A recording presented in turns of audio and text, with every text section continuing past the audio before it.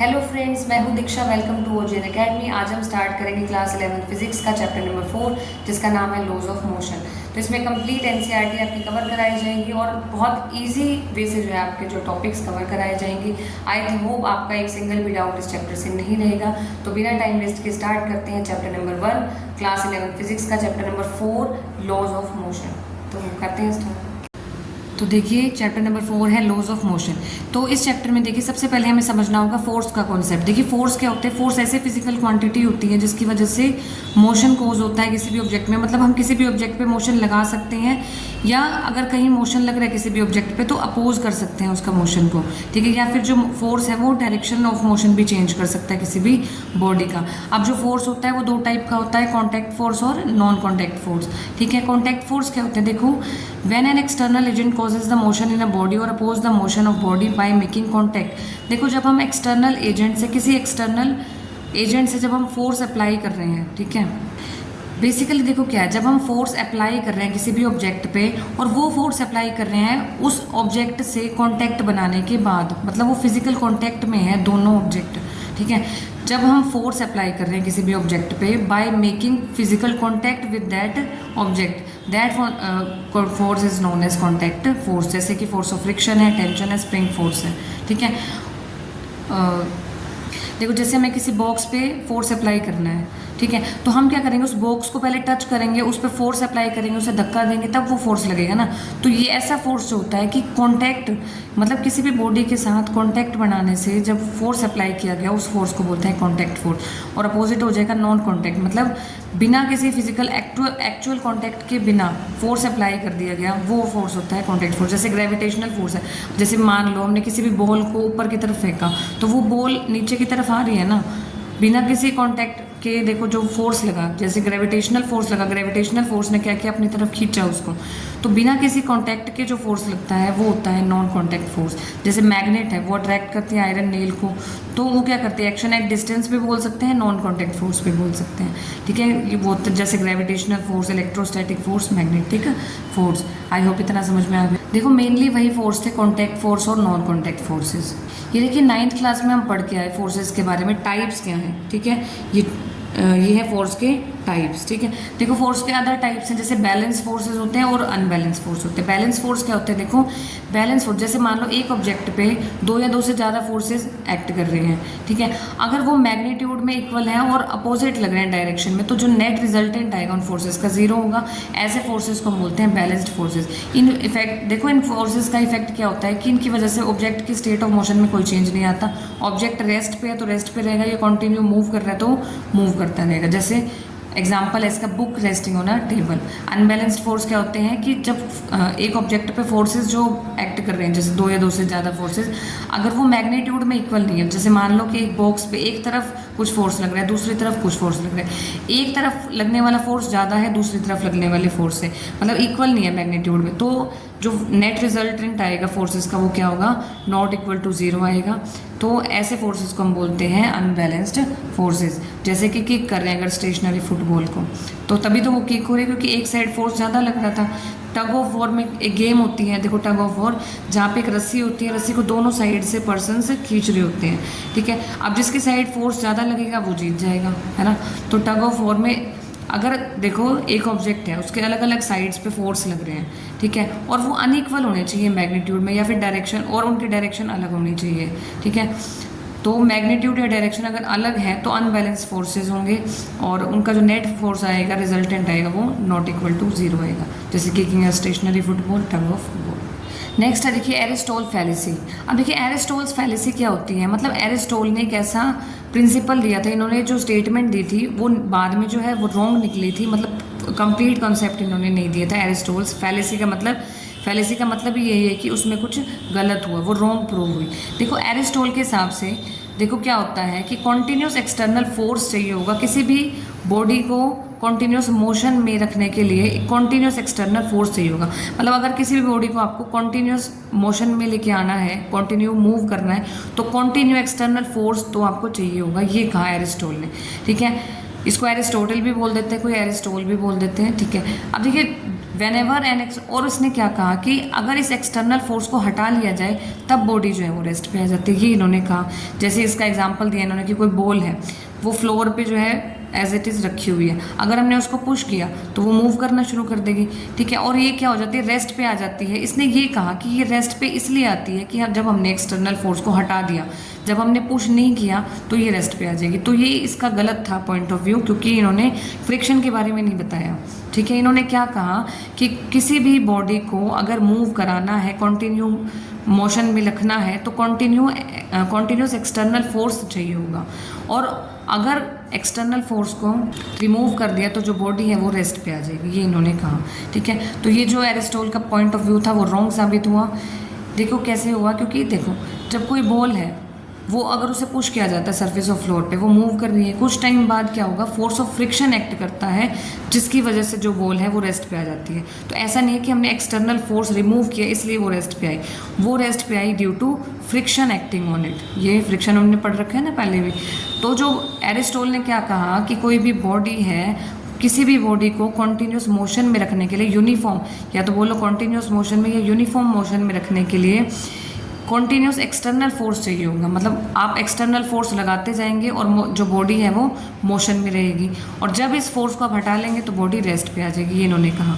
But ये point कैसे wrong हुआ, क्योंकि देखो किसी भी ऑब्जेक्ट को जब पुश किया जाता है तो फोर्स अप्लाई किया गया, अब कुछ टाइम के बाद वो रुक जाती है, मान लो कंटिन्यू मोशन में आ गई, यूनिफॉर्म मोशन में चली जा रही है, ठीक है, कोई भी ऑब्जेक्ट है वो यूनिफॉर्म मोशन में चल रहा है, ठीक है, लेकिन कुछ टाइम बाद वो अपने आप स्टॉप हो जाता है। वो किस वजह से होता है, due to force of friction. और ये जो फ्रिक्शनल फोर्स है ये क्या करता है, बॉल के मोशन को अपोज करता है। फ्रिक्शनल फोर्स, हम आगे पढ़ेंगे फ्रिक्शन के बारे में। जो फ्रिक्शनल फोर्स होता है वो हमेशा मोशन को अपोज करता है, रोकता है, ठीक है, और जो बॉल है इस वजह से रेस्ट पे आ जाती है कुछ डिस्टेंस ट्रेवल करने के बाद, ठीक है। तो ऐसा नहीं है कि जो एक्सटर्नल फोर्स है वो हमने हटा दिया इसलिए बॉल रुक गई, नहीं, वो रुकी क्यों, क्योंकि फ्रिक्शनल फोर्स लग रहा था। This external force is not needed to move the ball with constant velocity. तो सिर्फ कांस्टेंट, अब देखो ऐसा भी हो सकता है कि अगर हम फ्रिक्शन लेस कोई भी सरफेस ले लें और उस बॉल को वहाँ छोड़ दें, तो एक बार सिर्फ फोर्स लगाने के बाद वो जरूरी नहीं कि हम एक्सटर्नल फोर्स हमें लगाते रहना पड़ेगा, कॉन्टिन्यूस फोर्स लगाते रहने पड़ेगा ताकि वो यूनिफॉर्म मोशन में रहने। अगर फोर्स क्या है, फ्रिक्शन लेस है, तो वो जो बॉल है वो कॉन्टिन्यूस जो है वेलोसिटी से मूव करती रहेगी, यूनिफॉर्म मोशन से मूव करती रहेगी, अगर फ्रिक्शन लेस सरफेस है तो, ठीक है। दस एक्सटर्नल फोर्स नहीं चाहिए होता बॉल को कांस्टेंट वेलोसिटी से मूव करने के लिए, बट एक्सटर्नल फोर्स चाहिए होता to cancel the effect of force of friction acting on the ball. तो ये जो चीज़ है वो एरिस्टोटल नहीं बता पाया।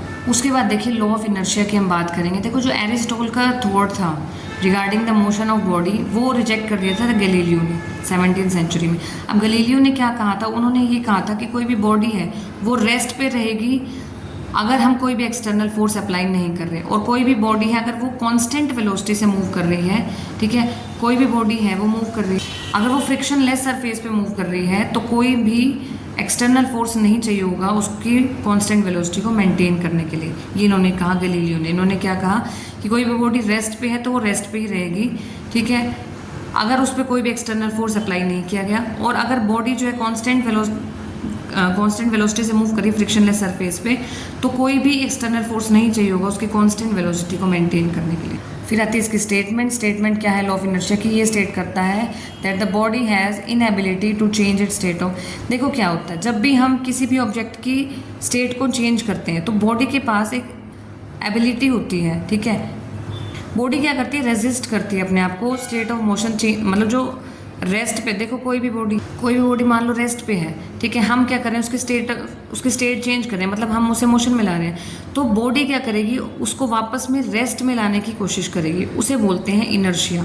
ये होता है law of inertia, that body के पास एक एबिलिटी होती है to change its state of rest और यूनिफॉर्म मोशन या फिर direction of motion by itself, ठीक है। अब इनर्शिया क्या होता है, इनर्शिया भी वही होता है, रेजिस्टेंस ऑफर्ड बाय बॉडी। देखो बॉडी जो है जब हम उसकी स्टेट चेंज कर रहे होते हैं तो वो एक रेजिस्टेंस ऑफर करती है जिसे हम बोलते हैं इनर्शिया। जैसे मान लो कोई भी बॉडी रेस्ट पे है, अगर हम उसको मोशन में लाने की कोशिश करेंगे, स्टेट चेंज करेंगे, तो बॉडी क्या करेगी, रेजिस्टेंस प्रोड्यूस करेगी, वापस से रेस्ट में आने की कोशिश करेगी। या बॉडी जो है यूनिफॉर्म मोशन में है और हम रेस्ट पे लाने की कोशिश कर रहे हैं तो बॉडी जो है वापस से रेजिस्टेंस ऑफर करके वापस से यूनिफॉर्म मोशन में आने की कोशिश करेगी, ठीक है। तो ये होती है जो रेजिस्टेंस ऑफर करती है बॉडी, उसे बोलते हैं इनर्शिया। और इनर्शिया का मेजरमेंट क्या होता है, मास। जितना ज़्यादा मास होगा उतना ज़्यादा इनर्शिया, मतलब उतना ज़्यादा रेजिस्टेंस प्रोड्यूस करेगी बॉडी अपनी स्टेट को चेंज करने के लिए, ठीक है। जितनी हैवी बॉडी होगी उसको डिफिकल्ट होगा मूव करना लाइटर बॉडी से। तो ये समझ में आ गया होगा। लॉ ऑफ इनर्शिया ये होता है, इनर्शिया समझ में आ गया कि बॉडी रेजिस्टेंस प्रोड्यूस करती है। लॉ ऑफ इनर्शिया कहता है कि बॉडी के पास ये एबिलिटी होती है कि वो रेजिस्टेंस प्रोड्यूस कर सके। आई होप ये आपको समझ में आ गया होगा। देखिए इनएबिलिटी का मतलब यही है कि बॉडी रेजिस्टेंस प्रोड्यूस करती है। मतलब इनएबिलिटी का मतलब अगर हम रेस्ट में से मोशन में ले जाने की कोशिश करेंगे बॉडी को, तो वापस से वो रेस्ट में आने की कोशिश करेगी। इनएबिलिटी मतलब वो मोशन में आने की जगह वो रेजिस्टेंस प्रोड्यूस करेगी रेस्ट में आने के लिए। तो रेजिस्टेंस जो प्रोड्यूस करती है उसे इनर्शिया बोलते हैं। इनर्शिया मास पे डिपेंड करता है। उसके बाद आते हैं देखिए टाइप्स ऑफ इनर्शिया। अब इनर्शिया के टाइप क्या है, देखो इनर्शिया ऑफ रेस्ट। अब देखो अगर कोई भी ऑब्जेक्ट है रेस्ट पे है और उसे हम मोशन में लाने की कोशिश कर रहे हैं, तो वो रेस्ट पे रहने की कोशिश करेगी, मतलब रेजिस्टेंस प्रोड्यूस करेगी ताकि वो रेस्ट पे रह सके, ठीक है। जैसे एग्जाम्पल है, देखो कोई भी बस है, वो पहले क्या थी रेस्ट पे और सडनली एकदम से स्टार्ट कर दी, तो जो पैसेंजर्स हैं वो रेस्ट पे रहने की कोशिश करेंगे, मतलब वो कंफर्टेबल होंगे कि वो रेस्ट पे रहें, तो वो मतलब पीछे की तरफ जाते हैं। वो क्यों जाते हैं, ताकि वो अपनी रेस्ट वाली पोजीशन को मेंटेन कर सकें। फिर आता है इनर्शिया ऑफ मोशन। कोई भी ऑब्जेक्ट अगर मूव कर रहा है, मूव करते ऑब्जेक्ट को अगर हम रोकने की कोशिश करेंगे, तो वो ऑब्जेक्ट क्या करेगा, वापस से अपनी स्टेट ऑफ मोशन को अटेन करेगा, ठीक है। वो होता है इनर्शिया ऑफ मोशन। जैसे कि कोई भी बस मूव कर रही है, अचानक से उसे रोक रहे, तो पैसेंजर्स क्या मोशन वाली डायरेक्शन में जाएंगे ना, क्योंकि वो मोशन को मेंटेन करेंगे, तो पैसेंजर्स जो है वो आगे की तरफ गिरेंगे, इसलिए ताकि इनर्शिया ऑफ मोशन को मेंटेन कर सकें। नेक्स्ट आता है इनर्शिया ऑफ डायरेक्शन। ये क्या होता है, देखो अगर किसी भी ऑब्जेक्ट की अगर डायरेक्शन चेंज किया जाए तो वो क्या करेगी, रेजिस्टेंस प्रोड्यूस करेगी, ठीक है, और उसी सेम डायरेक्शन ऑफ मोशन में रहने की टेंडेंसी उसकी होगी, वो होता है इनर्शिया ऑफ डायरेक्शन। जैसे कोई कार है, अगर उसको शार्प टर्न लेना है, या आप इमेजिन भी कर सकते हो, अगर एकदम से यूँ करके शार्प टर्न लेना है, तो you feel push to the outer side, तो आपको लगेगा कि आप आउटर साइड की तरफ पुश हो गए हैं। तो ये होते हैं टाइप्स ऑफ इनर्शिया। उसके बाद नेक्स्ट है देखिए Newton's first law of motion. अब देखिए न्यूटन्स के फर्स्ट लॉ के अकॉर्डिंग क्या होता है, कोई भी बॉडी रेस्ट पे है तो रेस्ट पे रहेगी, या यूनिफॉर्म मोशन में है तो यूनिफॉर्म मोशन में रहेगी। कब, जब तक हम उस पर कोई भी एक्सटर्नल फोर्स अप्लाई नहीं कर देते। जब तक किसी भी बॉडी पे एक्सटर्नल फोर्स नहीं लगा रहे हम, तब तक अगर बॉडी रेस्ट में तो रेस्ट पे रहेगी, यूनिफॉर्म मोशन में तो यूनिफॉर्म मोशन में मूव करती रहेगी। कब, जब तक हम एक्सटर्नल फोर्स नहीं लगा देते, ठीक है। तो ये जो स्टेटमेंट, इसको दो पार्ट्स में डिवाइड किया जाता है कि कोई भी बॉडी अगर रेस्ट की स्टेट में है तो रेस्ट में रहेगी, कोई भी एक्सटर्नल फोर्स नहीं लगाते, यूनिफॉर्म मोशन में तो यूनिफॉर्म मोशन में रहेगी, ठीक है। अब देखिए definition of force from Newton's first law. अगर फर्स्ट लॉ से हमें फोर्स की डेफिनेशन चाहिए तो हम कैसे बता सकते हैं कि फोर्स, देखिए फोर्स इज समथिंग, फोर्स क्या होता है विच चेंजेस और tends to change the state of rest. और फोर्स क्या होता है, फोर्स कुछ ऐसा होता है, फोर्स ऐसी क्वांटिटी होती है, फिजिकल क्वांटिटी, जो क्या करती है, स्टेट ऑफ रेस्ट को या यूनिफॉर्म मोशन की स्टेट को चेंज करने का काम करती है, वो फिजिकल क्वांटिटी होती है फोर्स। आई होप इतना समझ में आ। इसका एग्जांपल दे सकते हो न्यूटन्स फर्स्ट लॉ का। ये क्या है, अगर कोई भी बुक है वो टेबल पे रखी हुई है एज इट इज़, तो वो वहीं रहेगी जब तक हम उस पर कोई भी फोर्स, एक्सटर्नल फोर्स अप्लाई नहीं कर देते, ठीक है। तो और कोई भी, तो उस पर जो नेट फोर्स लगता है वो ज़ीरो होता है। देखो क्या होता है, ये चीज़ हम आगे समझेंगे। देखो कोई भी ऑब्जेक्ट है, ठीक है, अगर किसी ऑब्जेक्ट पे रखा हुआ, देखो इस पे यहाँ पे जो नेट फोर्सेस है वो दो लगते हैं। एक तो देखो जो ऑब्जेक्ट हमने इस पे रखा हुआ है, मान लो हमने एक बुक रखी हुई है टेबल पे, तो ये देखो बुक का जो एक तो वेट एक्ट करेगा नीचे की तरफ mg, एक जो ये वाला जो टेबल है ये भी बुक पे एक फोर्स अप्लाई करेगा जिसे हम बोलते हैं नॉर्मल रिएक्शन। और न्यूटन्स फर्स्ट लॉ के अकॉर्डिंग कोई भी चीज़ अगर रेस्ट पे पड़ी है, कब पड़ी रहेगी, जब जो नेट फोर्स लगेगा वो क्या होगा, ज़ीरो होगा। मतलब जितना mg लग रहा है उतना ही r लगेगा। ये आगे समझेंगे, आपको सिर्फ इतना याद रखना है। न्यूटन्स फर्स्ट लॉ का एग्जाम्पल क्या है, book lying on a tables remains there, वो वहीं रहेगी जब तक हम उस पर कोई नेट फोर्स नहीं लगाएंगे। नेट फोर्स अगर ज़ीरो होगा तो बुक वहीं लाई करेगी। बस आपको इतना याद रखना है अभी। नेक्स्ट है देखिए Newton second law of motion. Newton second law of motion क्या रहता है, रिलेशनशिप बिटवीन, ये रिलेशनशिप बताता है किसमें, नेट एक्सटर्नल फोर्स में और एक्सेलरेशन में। जो रिलेशनशिप बताता है वो Newton second law of motion. अब ये समझने से पहले सबसे पहले आपको समझना होगा मोमेंटम क्या होता है। मोमेंटम होता है quantity of motion contained in a body. तो कितना मोशन, कोई देखो कोई भी ऑब्जेक्ट कितना मोशन कर सकता है वो उसका मोमेंटम होता है। और ये मोमेंटम फिजिकली किसके इक्वल होता है, फॉर्मूला होता है इसका मास इनटू वेलोसिटी। मोमेंटम को डिनोट कराते हैं पी से, ये वेक्टर क्वांटिटी होती है, ये इक्वल होता है मास इनटू वेलोसिटी भी क्या है, वेक्टर क्वांटिटी। तो मोमेंटम होता है मास इनटू वेलोसिटी, यूनिट क्या हो जाएगी केजी और ms माइनस 1 मीटर पर सेकेंड। अब सेकेंड लॉ हम डिफाइन करेंगे। सेकेंड लॉ क्या होता है, इस लॉ के according time rate of change of linear momentum is directly proportional to, देखो अगर इसका हम ले लें time rate of change of linear momentum, momentum का जो है टाइम के साथ चेंज अगर हम लें तो वो डायरेक्टली प्रोपोर्शनल होता है किसके, force applied on the body. समझ गए, ये होता है सेकंड लॉ। अब देखिए पी क्या है, लीनियर मोमेंटम है बॉडी का, एफ क्या है, अप्लाइड फोर्स है, डीपी हो जाएगा change in momentum of body in time interval dt। तो डीपी बाई dt को हम क्या लिखेंगे, time rate of change of linear momentum. अब सेकंड लॉ के अकॉर्डिंग जो time rate of change of linear momentum होता है वो डायरेक्टली प्रोपोर्शनल होता है एक्सटर्नल फोर्स के। अब प्रोपोर्शनैलिटी का साइन आ जाएगा हमारे पास, ये कौन, देखो जब हम प्रोपोर्शनैलिटी का साइन हटाएंगे तो हमारे पास एक कांस्टेंट आएगा जिसे हम लेंगे k। तो f क्या आ जाएगा, k dp बाई dt। अभी हमने मोमेंटम पढ़ा था, मोमेंटम क्या होता है, product of mass and velocity, तो p is equal to mv आ जाएगा। तो यहाँ से देखिए f is equal to k d by dt, p की जगह हम mv पुट कर देंगे। k और m क्या है, दोनों कॉन्स्टेंट्स हैं, कॉन्स्टेंट हमारे पास क्या आ जाएंगे, बाहर आ जाएंगे। k और m कॉन्स्टेंट जो है बाहर आ जाएंगे और यहाँ पे आ जाएगा m बाहर आ गया तो ये आ जाएगा dv बाई dt। m क्या है, कॉन्स्टेंट है। अब ये dv बाई dt हमें पता है क्या होता है, एक्सेलरेशन होता है। तो फोर्स क्या आ जाएगा, k ma। अब कन्वीनियंस के लिए हम देखो, सिंप्लिसिटी के लिए मान लेते हैं जो कांस्टेंट है वो 1 है, तो फोर्स आ गया मास इनटू एक्सेलरेशन। अब देखो F is equal to dp by dt, F proportional है dp बाई dt के, ये भी न्यूटन सेकंड लॉ है। और F is equal to mass into acceleration, ये भी क्या है, सेकंड लॉ है।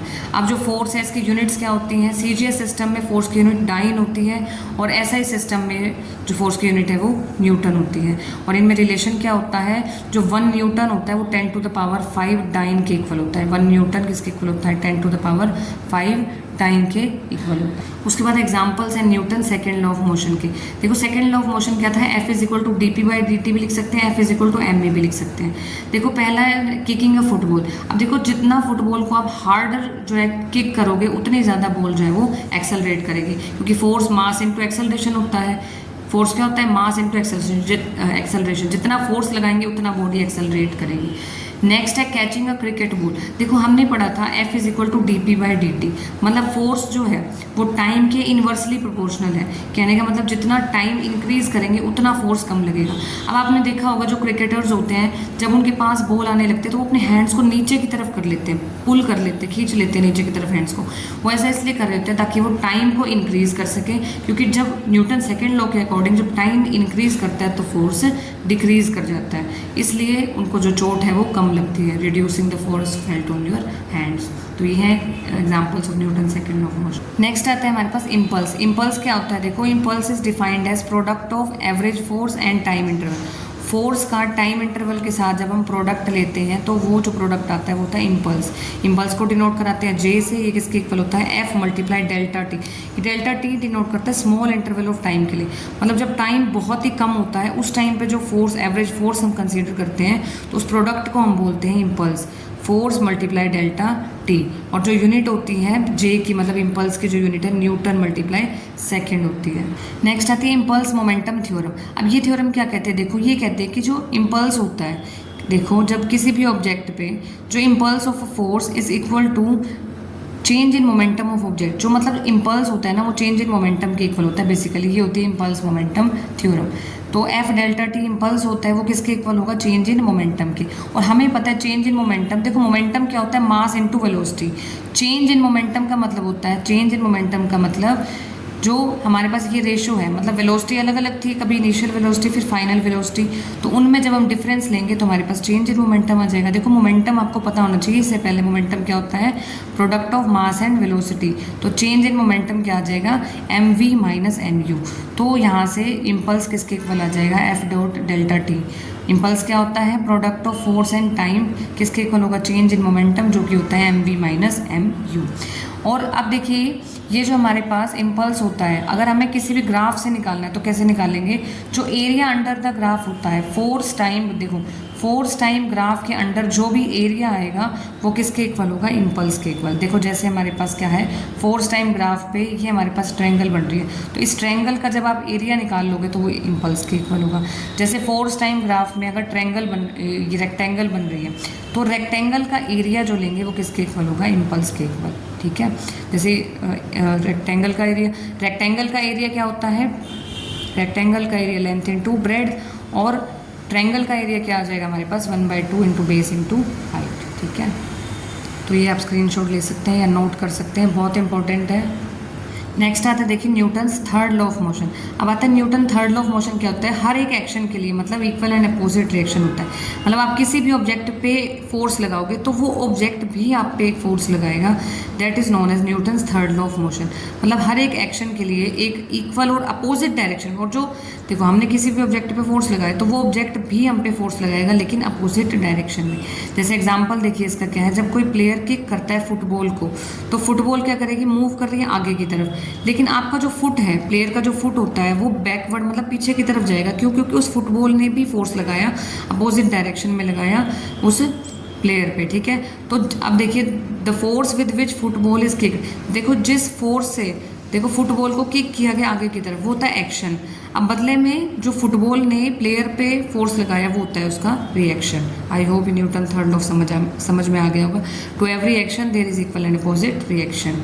और देखो दो फोर्सेस हैं वो अपोजिट डायरेक्शन में लगेंगे। जैसे कि F1 फोर्स एक्सर्ट किया किसी बॉडी A ने B बॉडी पे, तो बॉडी B भी जो है वो A बॉडी पे फोर्स लगाएगी अपोजिट डायरेक्शन में। ठीक है, तो F1 is equal to minus F2। Next आता है देखिए हमारे पास law of conservation of momentum. अब law of conservation of momentum क्या कहता है, देखो कि किसी भी आइसोलेटेड सिस्टम का मतलब होता है कि किसी भी सिस्टम पे अगर कोई फोर्स नहीं लग रहा है, एक्सटर्नल फोर्स 0 है, तो उस सिस्टम का जो टोटल मोमेंटम है वो क्या होगा, कांस्टेंट रहेगा। Total momentum of an isolated system of interacting particles remains constant.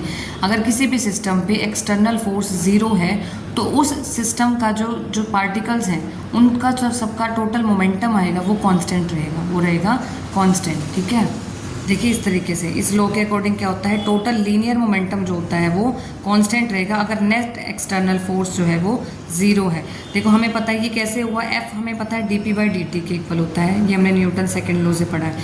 अगर हमने कहा law of conservation of momentum क्या कहता है, अगर एक्सटर्नल फोर्स 0 है, फोर्स 0 तो मोमेंटम कांस्टेंट। देखो फोर्स 0 है तो dp/dt 0 आ जाएगा। और किसी भी क्वांटिटी का डिफरेंशिएशन तब 0 होता है जब वो क्वांटिटी कांस्टेंट रही हो। कांस्टेंट का डिफरेंशिएशन 0 होता है ना, तो हम क्या कह सकते हैं कि dp/dt 0 कब होगा, जब p कांस्टेंट रहा होगा। तो यानी कि जब फोर्स 0 आया तो मोमेंटम कांस्टेंट आ गया। ये आ गया law of conservation of linear momentum. अब देखिए अगर हम कोई सिस्टम लेते हैं जिसके n पार्टिकल्स हैं तो उन सबका मोमेंटम हो जाएगा p1 p2 p3 ऐसे लेके pn तक। अलग अलग पार्टिकल्स के अलग अलग मोमेंटम हो जाएंगे। इसी तरीके से टोटल मोमेंटम आ जाएगा ये p is equal to p1 plus p2 plus p3 up to pn। ऐसे ही f एक्सटर्नल आ जाएगा dp/dt के इक्वल होता है। टोटल मोमेंटम की वैल्यू ये आ जाएगी। अगर टोटल f एक्सटर्नल 0 होगा तो d/dt ऑफ ये जो क्वांटिटी है वो भी 0 आ जाएगी, तो टोटल मोमेंटम कांस्टेंट आ जाएगा। ये क्या है, लीनियर मोमेंटम का प्रिंसिपल। आई होप ये समझ में आ गया। अब देखिए जो मैथमेटिकल एक्सप्रेशन होता है law of conservation of momentum का वो ये होता है। देखो कोई भी दो ऑब्जेक्ट है जिनके मासेस हैं m1 और m2, उनकी इनिशियल वेलोसिटीज हैं u1 और u2 और फाइनल वेलोसिटी है v1 और v2। अब देखो टोटल इनिशियल मोमेंटम क्या आ जाएगा, इनिशियल मोमेंटम क्या होगा m1 u1। मोमेंटम क्या होता है, प्रोडक्ट ऑफ मास और वेलोसिटी। और यही इनिशियल की बात करें तो इनिशियल वेलोसिटी u1 थी और u2 थी, तो इनिशियल मोमेंटम आ जाएगा m1 u1 plus m2 u2 और फाइनल मोमेंटम आ जाएगा m1 v1 plus m2 v2। और अगर कोई भी एक्सटर्नल फोर्स एक्ट नहीं करता किसी भी सिस्टम पे तो जो टोटल मोमेंटम है वो कंजर्व रहने का मतलब initial momentum equal to final momentum होता है। तो m1 u1 plus m2 u2 किसके इक्वल आ जाएगा, m1 v1 plus m2 v2। अब जो हमने ये मैथमेटिकल एक्सप्रेशन पढ़ा था उसका प्रूफ देखेंगे। m1 u1 plus m2 u2 is equal to m1 v1 plus m2 v2। देखो कोई भी दो ऑब्जेक्ट हैं जिनके मासेस, देखो a और b दो ऑब्जेक्ट हैं, मासेस हैं, इसका m1 है इसका m2 है। ये u1 वेलोसिटी से मूव कर रहे हैं, ये u2 वेलोसिटी से मूव कर रहे हैं। ये है बिफोर कोलिजन। ड्यूरिंग कोलिजन देखिए इस तरीके से कोलाइड कर रहे हैं m1 m2, ये इस पे फोर्स लगाएगा वो उस पे फोर्स लगाएगा।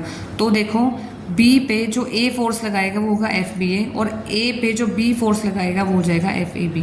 और उसके बाद देखिए जो ऑब्जेक्ट्स हैं ये ट्रैवल करेंगे V1 और V2 वेलोसिटी से आफ्टर कोलिजन, ठीक है। तो V1 वेलोसिटी और V2 वेलोसिटी है आफ्टर कोलिजन, U1 U2 है बिफोर कोलिजन।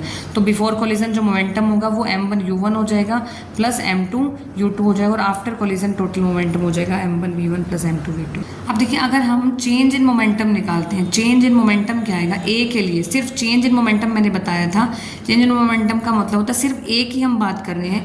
ए के लिए फाइनल मोमेंटम क्या था, M1 V1।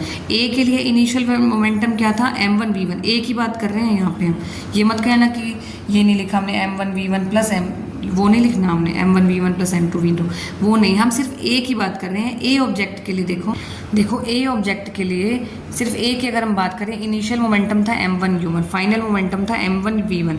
Change in momentum निकालेंगे तो M1 V1 minus M1 U1 आ जाएगा। सेम बी के लिए चेंज इन मोमेंटम आ जाएगा ये M2 V2 minus M2 U2। अब हमने पढ़ा था न्यूटन्स थर्ड लॉ क्या कहता है कि जो दोनों फोर्स लगेंगे ड्यूरिंग कोलिजन वो क्या लगेंगे, अपोजिट डायरेक्शन में लगेंगे। तो FBA किसके इक्वल होगा, माइनस FAB के इक्वल।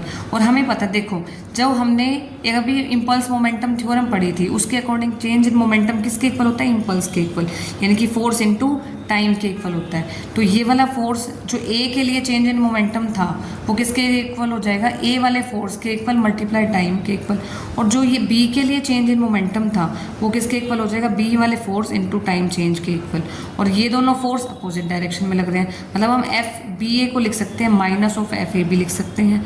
तो यहाँ पे माइनस आ जाएगा, तो यहाँ माइनस आ जाएगा, तो हम ये लिख सकते हैं M2 V2 minus M2 U2 किसके इक्वल है, माइनस ऑफ M1। सिर्फ एक माइनस की तो कमी आ रही है, वैसे तो सेम है ये, तो हम लिख सकते हैं M2 V2 minus M2 U2 किसके इक्वल है, minus of M1 V1 minus of M1 U1, ठीक है। तो यहाँ से अब देखो इसको सॉल्व करेंगे, minus M1 V1 plus M1 U1 आ जाएगा, इनको सॉल्व करते आ जाएगा M1 U1 plus M2 U2 is equal to M1 V1 plus M2 U2। ये क्या है हमारे पास, अब देखो इनिशियल मोमेंटम ये होता है फाइनल मोमेंटम, दोनों इक्वल आ गए, तो ये क्या हो गया, कंजर्व हो गया। जो लीनियर मोमेंटम है वो हो गया कंजर्व, तो ये हमने डिराइव कर लिया। नेक्स्ट आता है applications based on law of conservation of linear momentum, बहुत इंपॉर्टेंट है। अब देखिए एप्लीकेशन क्या है law of conservation of linear momentum की। सबसे पहले हम गन की बात करेंगे।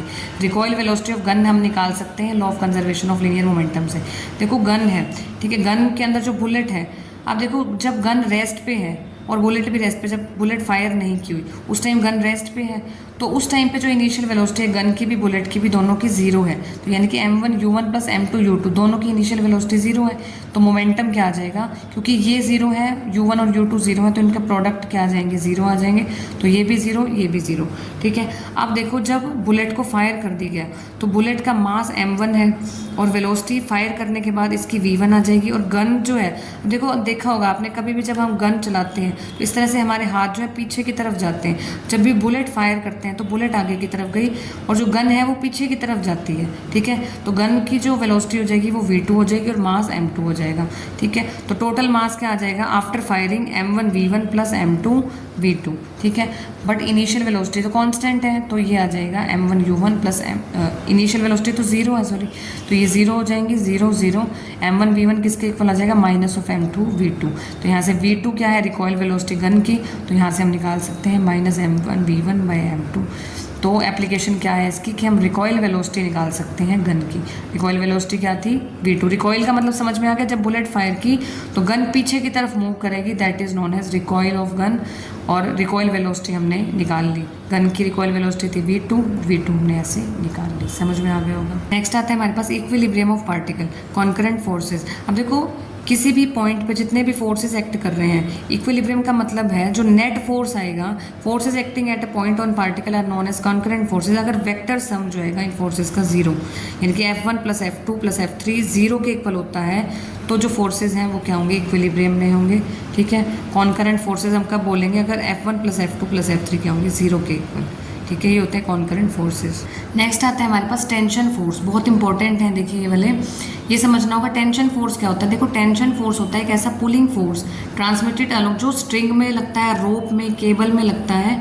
जब भी हम किसी स्ट्रिंग को पुल करेंगे, खींचेंगे, टाइटली पुल करेंगे by the forces acting from opposite ends, तो और अपोजिट डायरेक्शन में लगता है टेंशन फोर्स। देखो जब भी हमने किसी स्ट्रिंग पे, रोप पे, केबल है, चैन है, इनको पुल करने की कोशिश की, इनको खींचा, तो उन स्ट्रिंग पे, रोप पे, इन पे क्या लगता है, एक फोर्स लगता है, जैसे बोलते हैं टेंशन फोर्स, और वो अपोजिट डायरेक्शन में लगता है किस फोर्स के, एक्सटर्नल फोर्स के, ठीक है।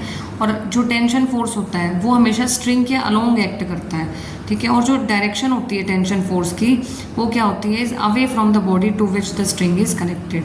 तो अवे लगती है उस फोर्स के, ठीक है। देखो जैसे ये हमारे पास एक बॉक्स है, इस बॉक्स का जो वेट है, हमें पता है वेट क्या करता है, नीचे की तरफ एक्ट करता है, तो इसका वेट mg होता है। ये भी कराऊंगी मैं, वेट क्या होता है, वेट हमेशा बॉडी का नीचे की तरफ डाउनवर्ड एक्ट करता है, mg। तो इस फोर्स और वेट एक ही चीज़ होगी ना, वेट एक तरह का फोर्स ही तो होता है mg के इक्वल।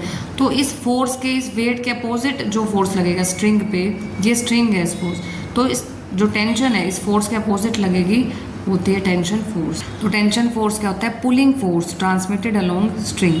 तो स्ट्रिंग में जो लगता है, स्ट्रिंग में जो फोर्स होता है अपोजिट डायरेक्शन में, वो होता है पुलिंग फोर्स, टेंशन फोर्स, ठीक है।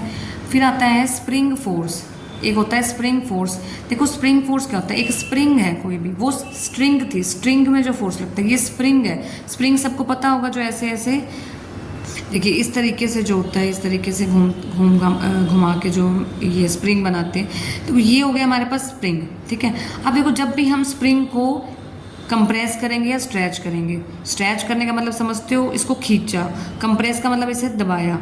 तो कंप्रेस करने से और स्ट्रेच करने से जब हम एक्सटर्नल फोर्स अप्लाई कर रहे हैं, तो स्प्रिंग क्या करेगा, अपनी उसी स्टेट में आने की कोशिश करेगा। जैसे हमने खींचा उसको, तो वो पीछे ऊपर जाने की कोशिश करेगा, या हमने उसको क्या किया, कंप्रेस किया, या हमने उसे कंप्रेस करने की कोशिश की, तो वो वापस स्ट्रेच होने की कोशिश करेगा। मतलब जब हम स्प्रिंग की स्टेट को चेंज करते हैं तो वो रेजिस्ट करता है, रेजिस्ट मतलब रोकता है उस चेंज को, ठीक है। किस फोर्स से रोकता है, एक रीस्टोरिंग फोर्स से रोकता है। वो रीस्टोरिंग फोर्स होता है स्प्रिंग फोर्स। स्प्रिंग फोर्स क्या करता है, उसको वापस से उसी स्टेट में ले जाने की कोशिश करता है, वो फोर्स होता है स्प्रिंग फोर्स। और किसके इक्वल होता है, F = -kx, क्योंकि ये ओरिजिनल फोर्स के जो है अपोजिट डायरेक्शन में लगता है, इसलिए माइनस से दिखा रखा है कि ये हमेशा डिस्प्लेसमेंट के उल्टा चलेगा, और जो अप्लाइड फोर्स है उसके उल्टी डायरेक्शन में जाएगा। तो F = -kx। एक्स क्या है, देखो जैसे हमने नीचे की तरफ स्ट्रेच किया, तो जितनी डिस्प्लेसमेंट से, जैसे हमने इसको स्ट्रेच के नीचे की तरफ, तो जितनी डिस्प्लेसमेंट से स्ट्रेच होगी वो उसके डिस्प्लेसमेंट x होगी। और k क्या है, स्प्रिंग कांस्टेंट है, ये जस्ट कांस्टेंट है। फिर आता है वेट, क्या होता है, वेट होता है ग्रेविटेशनल फोर्स एक्सर्टेड बाय अर्थ। जितना ग्रेविटेशनल फोर्स लगा रही है किसी भी ऑब्जेक्ट पे, वो उसका वेट होता है। ये हमेशा डाउनवर्ड डायरेक्शन में एक्ट करता है और towards the centre of earth. ये किसके इक्वल होता है, W = mg, mass into acceleration due to gravity के प्रोडक्ट के इक्वल होता है वेट। m क्या है, मास ऑफ ऑब्जेक्ट, g क्या है, acceleration due to gravity. g जो होता है ये एक्सेलरेशन ड्यू टू ग्रेविटी होता है, और 9.8 ms-2 के इक्वल होता है। न्यूमेरिकल्स में कई जगह हम इसको 10 कंसिडर कर लेते हैं, 9.8 को न्यूमेरिकल सॉल्व करने के लिए, ताकि इजी हो जाए, तो 10 ले लेते हैं इसको। और मास क्या होता है, मास तो होता है amount of matter contain in the body. Mass constant होता है हर जगह, बट वेट जो है, क्योंकि जी पे डिपेंड करना है, जी पे डिपेंड करने की वजह से जो वेट है वो अलग अलग होता है हर जगह पे, ठीक है। वेट क्या करता है, जी के साथ चेंज करता है। और वेट क्या है, नॉन कॉन्टैक्ट फोर्स है कॉज्ड बाय ग्रेविटी, और ये हमेशा सेंटर ऑफ ग्रेविटी के थ्रू एक्ट करता है, ठीक है। फिर आता है हमारे पास common forces in mechanics. Next topic है हमारे पास कॉमन फोर्सेज इन मैकेनिक्स। देखो क्या होता है, जब दो बॉडीज जो है कॉन्टैक्ट में है, अगर दो बॉडीज कॉन्टैक्ट में है तो वो क्या करेंगे, एक दूसरे पे फोर्स अप्लाई करेंगे, हमने पढ़ा। और कॉन्टैक्ट में होने की वजह से वो फोर्सेज अप्लाई करेंगे, कॉन्टैक्ट फोर्सेज।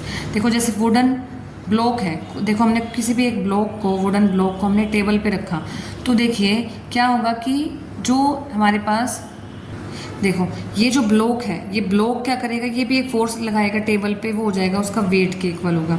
लेकिन ये टेबल भी फोर्स लगाएगी इस ब्लॉक पे, ठीक है, उसे हम बोलते हैं नॉर्मल रिएक्शन। अब देखो ये दो टाइप के फोर्स लगाती है टेबल, जो इस ब्लॉक पे टेबल फोर्स लगा रही है, इस ब्लॉक पे दो टाइप के फोर्स लगाएगी। एक फोर्स तो लगाती है ये परपेंडिकुलर डायरेक्शन में, एक फोर्स लगाती है इस जो हमारे पास टेबल है उसके अलोंग फोर्स जाएगा। तो जो परपेंडिकुलर डायरेक्शन में फोर्स लगेगा वो होता है नॉर्मल रिएक्शन, और जो पैरेलल डायरेक्शन में लगता है, किसके पैरेलल में, जो हमारे पास टेबल है, देखो उस टेबल के जो पैरेलल डायरेक्शन में फोर्स लग रहा है वो होता है फोर्स ऑफ फ्रिक्शन, ठीक है। तो दो टाइप के फोर्सेज होते हैं, और ये जो नॉर्मल रिएक्शन है ठीक है। और फोर्स ऑफ फ्रिक्शन क्या होते हैं, ये दोनों एक दूसरे के परपेंडिकुलर होते हैं। ये परपेंडिकुलर मतलब इन दोनों के बीच में 90 डिग्री का एंगल बन रहा होता है। समझ में आ गया? ये होते हैं कॉमन फोर्सेस मैकेनिक्स। तो हमने 3 टाइप के फोर्स पढ़ लिए। जब हमने ब्लॉक को टेबल पे रखा तो ये ब्लॉक इस पे एक फोर्स लगा रहा है टेबल पे, वो इक्वल होता है वेट के इक्वल, mg के इक्वल। अब ये टेबल भी फोर्स लगाएगी इस ब्लॉक पे। वो 2 टाइप के फोर्स होंगे, एक तो ऊपर की तरफ जा रहा है वो नॉर्मल रिएक्शन, एक अलोंग जा रहा है अलोंग द टेबल, वो होता है फोर्स ऑफ फ्रिक्शन। ये होते हैं कॉमन फोर्सेज इन मैकेनिक्स। अब देखिए न्यूमेरिकल है। देखिए जैसे हमारे पास 2 बॉडीज़ हैं ए और बी। इसका जो मास है वो 2 किलोग्राम है, इसका जो मास है वो 3 किलोग्राम है। और एक फोर्स लग रहा है F = 10 न्यूटन। ये है 10 न्यूटन का फोर्स लग रहा है ए पे। अब हमें निकालना है कि जो ब्लॉक है, the block slides over a frictionless surface पे स्लाइड कर रहा है। तो force exerted by block A on B, ये हमें निकालने हैं फोर्सेस। अब देखो होगा क्या, ये देखो आपको बहुत ध्यान से समझना होगा। सबसे पहले हम बात करेंगे ए ऑब्जेक्ट की, फिर हम बात करेंगे ए और बी दोनों की। अब देखो ए ऑब्जेक्ट पे एक तो फोर्स लग रहा है इस डायरेक्शन में, 10 न्यूटन का फोर्स लग रहा है। अब देखो होगा क्या, जो बी ऑब्जेक्ट है वो भी तो एक फोर्स लगाएगा ए पे, वो भी तो फोर्स लगाएगा ना। अब देखो ए पे तो एक तो फोर्स लग रहा है 10 न्यूटन का, एक फोर्स लगेगा बी की वजह से। तो देखो ए पे 2 फोर्सेस लगे, एक तो 10 न्यूटन का, एक लगेगा जो बी अप्लाई कर रहा है ए पे, इसको हमने नाम दिया N1। ठीक है, तो नेट क्या आ जाएगा हमारे पास, नेट फोर्स आ जाएगा F - N1। ऐसे निकालते हैं, F में से N1 सब्ट्रैक्ट करेंगे तो ये नेट फोर्स के इक्वल आएगा, मास इंटू एक्सेलरेशन के इक्वल होता है।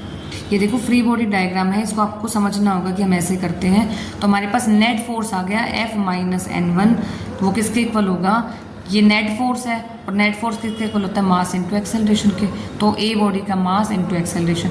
अब देखिए अब बी की बात करेंगे। अब ए और बी क्या है, कॉन्टैक्ट में है। ये फोर्स तो ए पे लग रहा था ना, बी पे तो नहीं लग रहा। अब देखो बी पे जो फोर्स लगेगा वो तो सिर्फ ए ही लगा रहा है। अब सिर्फ देखो 10 न्यूटन का फोर्स तो लग नहीं रहा बी पे, क्योंकि वो तो ए पे लग रहा था। देखो बी पे जो फोर्स लग रहा है वो सिर्फ ए की वजह से लग रहा है। ठीक है, तो इस पे जो फोर्स लगेगा, हमने कहा जो ए फोर्स लगा रहा है बी पे, उसका नाम दे दिया हमने N2। ठीक है, अब N2 किसके इक्वल आ जाएगा, नेट फोर्स N2 है, और वो किसके इक्वल आ जाएगा, मास इंटू एक्सेलरेशन पे, मास बी का और ए का। और एक चीज़ और याद रखना, इस तरह के न्यूमेरिकल्स में हमेशा एक्सेलरेशन तो यहाँ पे कांस्टेंट रहेगा। ठीक है, और एक्सेलरेशन कैसे निकालेंगे, F = मास into acceleration, total mass into total acceleration और नेट फोर्स। नेट फोर्स कितना है हमारे पास, 10 न्यूटन। मास कितना है, टोटल मास 2 + 3 कर देंगे 5 किलोग्राम, और फोर्स है 10 न्यूटन का। तो एक्सेलरेशन आ जाएगा 10/5, एक्सेलरेशन आ गया 2। अब इस एक्सेलरेशन को यहाँ भी पुट करेंगे, यहाँ भी पुट करेंगे। सबसे पहले पहली इक्वेशन ली। अब देखो फोर्स कितना गिवन है, 10। N1 हमें निकालना है, मास ऑफ ए लेना है 2 किलोग्राम, और यहाँ पे हमारे पास एक्सेलरेशन भी 2 है, तो यहाँ से N1 आ गया 6 न्यूटन। फिर इस इक्वेशन को लेना है, N2 = मास ऑफ बी कितना है 3 किलोग्राम, और एक्सेलरेशन कितना है 2, तो 3 × 2 कितना आ गया 6 न्यूटन। N2 कितना आ गया 6 न्यूटन। आई होप ये समझ में आ गया होगा, बहुत इंपॉर्टेंट है ये, या तो नोट कर लीजिए या स्क्रीनशॉट आप ले सकते हैं। नेक्स्ट हम बात करेंगे इंक्लाइंड प्लेन की, बहुत इंपॉर्टेंट है। देखो कोई हमारे पास क्या है, कोई ऑब्जेक्ट है, ठीक है, वो इंक्लाइंड प्लेन समझते हो, मतलब ये जो प्लेन है वो हॉरिजॉन्टल के साथ कुछ एंगल बना रहा है, इंक्लाइंड प्लेन है। ठीक है, तो इंक्लाइंड प्लेन है मतलब इंक्लिनेशन है। अब ये जो एंगल है सपोज हमने थीटा मान लिया। अब देखो ये जो बॉक्स है, ठीक है, ये बॉक्स क्या कर रहा है, ये इस तरीके से इंक्लाइंड प्लेन पे मूव कर रहा है। अब हमें निकालना है कि ये किस एक्सेलरेशन से मूव करेगा, वो निकालना है। अब इसको ध्यान से समझना है आपने। देखो ये हमारे पास हम क्या है, बॉक्स है, ये हमारे पास क्या है, बॉक्स है। अब देखो इस बॉक्स का ये याद रखना, सबसे पहली चीज़ होगी कि इस बॉक्स का जो वेट है, वेट हमेशा नीचे की तरफ एक्ट करता है, और वेट इक्वल होता है mg के। तो इस बॉडी का सबसे पहले वेट लेना है, वेट इक्वल होता है mg के, और वो नीचे की तरफ एक्ट करेगा। समझ गए। अब देखो ये mg है। अब देखो इसकी हमने एक लाइन बना ली इस तरीके से, ये हमारे पास एक ट्रायंगल आ गई। इस ट्रायंगल में ये 90 डिग्री का एंगल है, ये थीटा है, तो ये एंगल आ जाएगा 90 - थीटा। अब देखो ये एंगल अगर हम देखें, अब यहाँ से हमने, अब देखो हमें ये चीज़ ज़रूर पता है कि इस जो हमारे पास ये ब्लॉक है, इसके परपेंडिकुलर डायरेक्शन में एक नॉर्मल फोर्स आता है। मैंने बताया ना अभी कि देखो जब भी कोई किसी भी चीज़ पे हम दोनों, देखो दो ऑब्जेक्ट्स हैं, दो ऑब्जेक्ट्स जब कांटेक्ट में आते हैं, दोनों एक दूसरे पे फोर्स लगाते हैं। ये ऑब्जेक्ट है, ये हमारे पास ये ब्लॉक ने जो फोर्स लगाया वो mg फोर्स लगाया। अब ये भी तो इस पर एक फोर्स लगाएगा, वो हो जाएगा नॉर्मल रिएक्शन। तो ये हो जाएगा नॉर्मल रिएक्शन। तो हमने क्या किया, ये नॉर्मल रिएक्शन इसको बना दिया। तो ये हमेशा परपेंडिकुलर डायरेक्शन में एक्ट करती है। अब देखो ये अगर 90 माइनस थीटा है, अब देखो इसके ये जो पूरा एंगल है ये 90 था, ये हो जाएगा थीटा। समझ में आ गया होगा। सबसे पहले हमने ये ट्रायंगल बनाई, जो ये जो है ब्लॉक फोर्स लगा रहा है वो mg हो जाएगा नीचे के डायरेक्शन में। तो हमने एक लाइन ड्रॉ कर ली, ये ट्रायंगल बन गई। ये 90 का एंगल है, ये थीटा हो गया, ये 90 माइनस थीटा हो जाएगा। अब देखो ये पूरा एंगल क्या है, जो नॉर्मल के साथ इस डायरेक्शन का जो एंगल है वो पूरा 90 है। ये पूरा 90, ये 90 माइनस थीटा, तो इतना एंगल, ये वाला एंगल क्या हो जाएगा, थीटा। अब देखो mg यहाँ रिजल्टेंट है, ये एंगल थीटा है। तो हमने क्या चीज़ पढ़ी थी हमने पिछले चैप्टर में कि थीटा के पास वाली जो एक्सिस होती है, mg का कंपोनेंट थीटा के पास वाली एक्सिस पे हो जाएगा mg cos थीटा, और थीटा से दूर वाली एक्सिस पे हो जाएगा mg sin theta. I hope आपको ये डायग्राम बहुत अच्छे से समझ में आ गया होगा। सबसे पहले हमने कोई बॉक्स लिया, ठीक है, कोई भी ब्लॉक लिया, इंक्लाइंड प्लेन पे लिया, इंक्लाइंड प्लेन थीटा एंगल बना रहा है। अब ये जो बॉक्स है वो इस प्लेन पे जो फोर्स लगाएगा वो mg फोर्स हो जाएगा। तो ये mg नीचे की तरफ एक्ट करेगा। अब ये एंगल थीटा है इंक्लाइनेशन प्लेन का। अब ये जो mg है, देखो इसके साथ वाला एंगल ये 90 था, ये थीटा, ये 90 माइनस थीटा हो गया। अब ये 90 माइनस थीटा, ये पूरा 90 था, तो ये एंगल थीटा हो जाएगा। थीटा के पास वाला कंपोनेंट होता है mg का कंपोनेंट थीटा के पास वाली एक्सिस पे mg cos थीटा, थीटा से दूर वाली एक्सिस पे mg sin थीटा।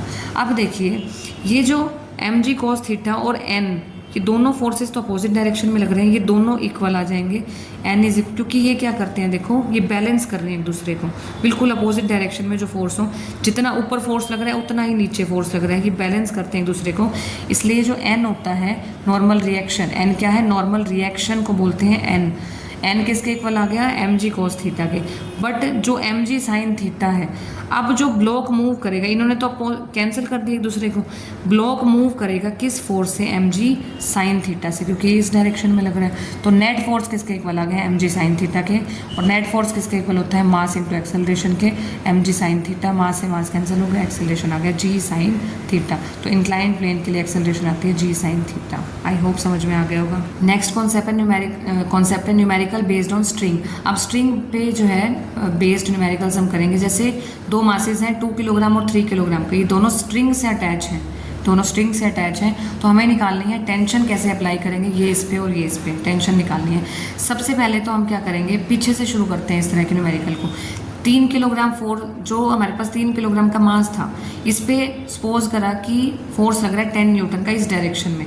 अब देखो इस मास पे 10 न्यूटन का फोर्स लग रहा है, 3 किलोग्राम मास पे 10 न्यूटन का फोर्स लग रहा है इस डायरेक्शन में फोर्स लग रहा है। तो हमने क्या पढ़ा था, टेंशन हमेशा अपोजिट डायरेक्शन में एक्ट करती है स्ट्रिंग पे एक्ट करती है ना टेंशन। तो टेंशन इस फोर्स के अपोजिट लगेगी इस तरीके से T, तो टेंशन एक्ट करेगी अपोजिट टू 10 न्यूटन।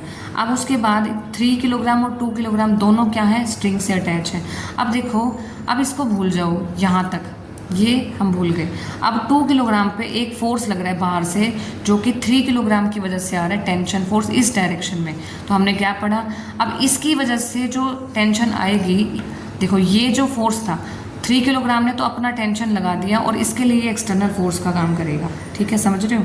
अब 3 किलोग्राम की वजह से ये फोर्स चला गया स्ट्रिंग में, अब इसको भूल जाओ। अब 2 किलोग्राम के पास ये एक्सटर्नल फोर्स बन के आ रहा है, इसका टेंशन।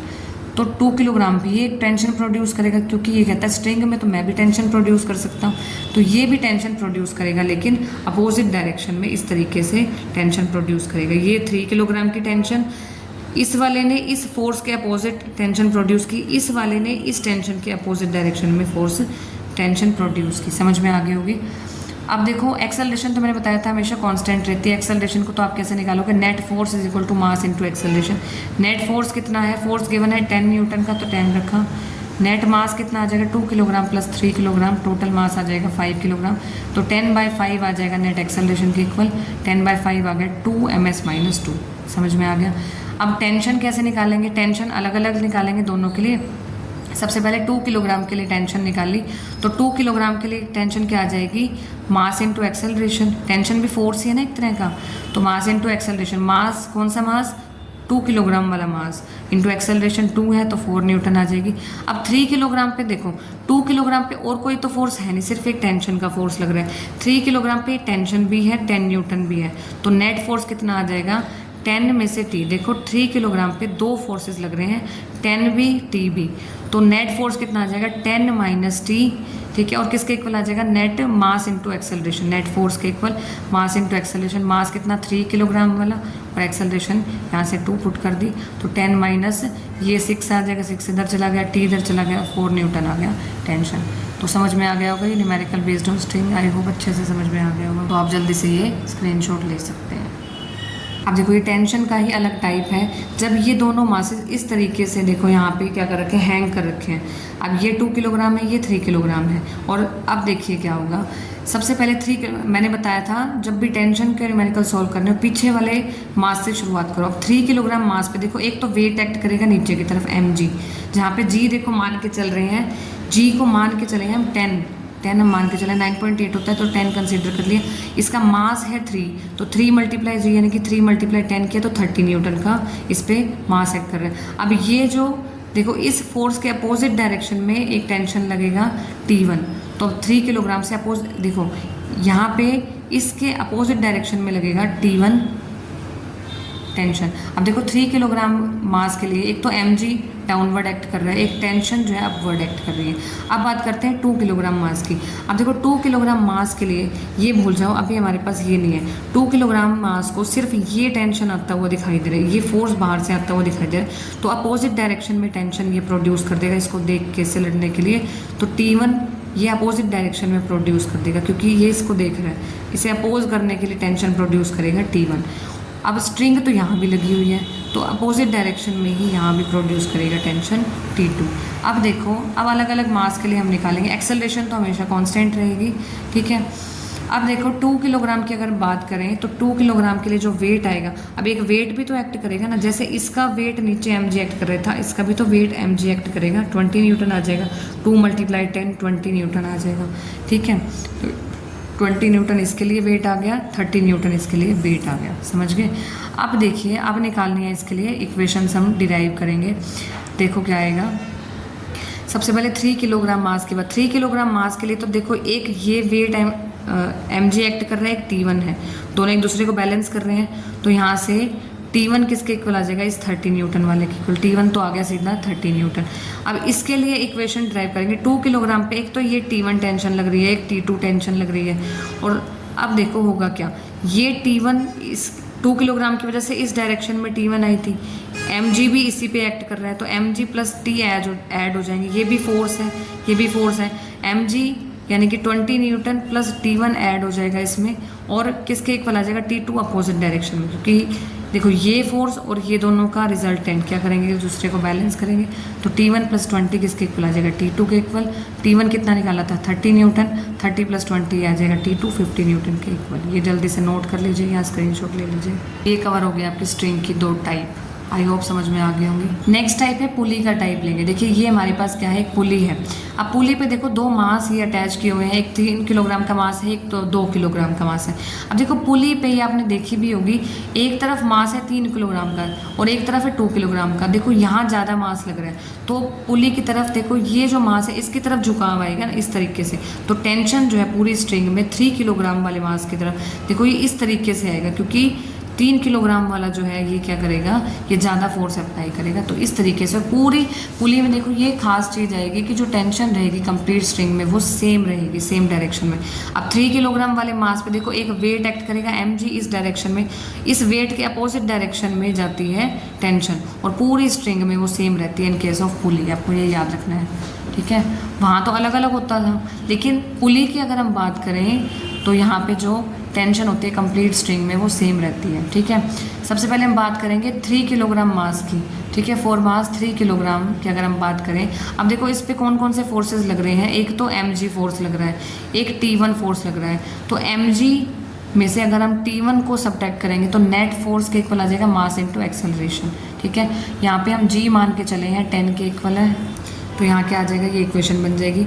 और जी को हमने एज्यूम कर लिया 10 है, तो यहाँ पे देखो मास कितना है, सबसे पहले 3 किलोग्राम की बात करें, जी 10 लिया, ये T1 आ जाएगा, मास 3 है और एक्सेलरेशन a आ जाएगी, तो 30 माइनस T1 3a के इक्वल आ जाएगा।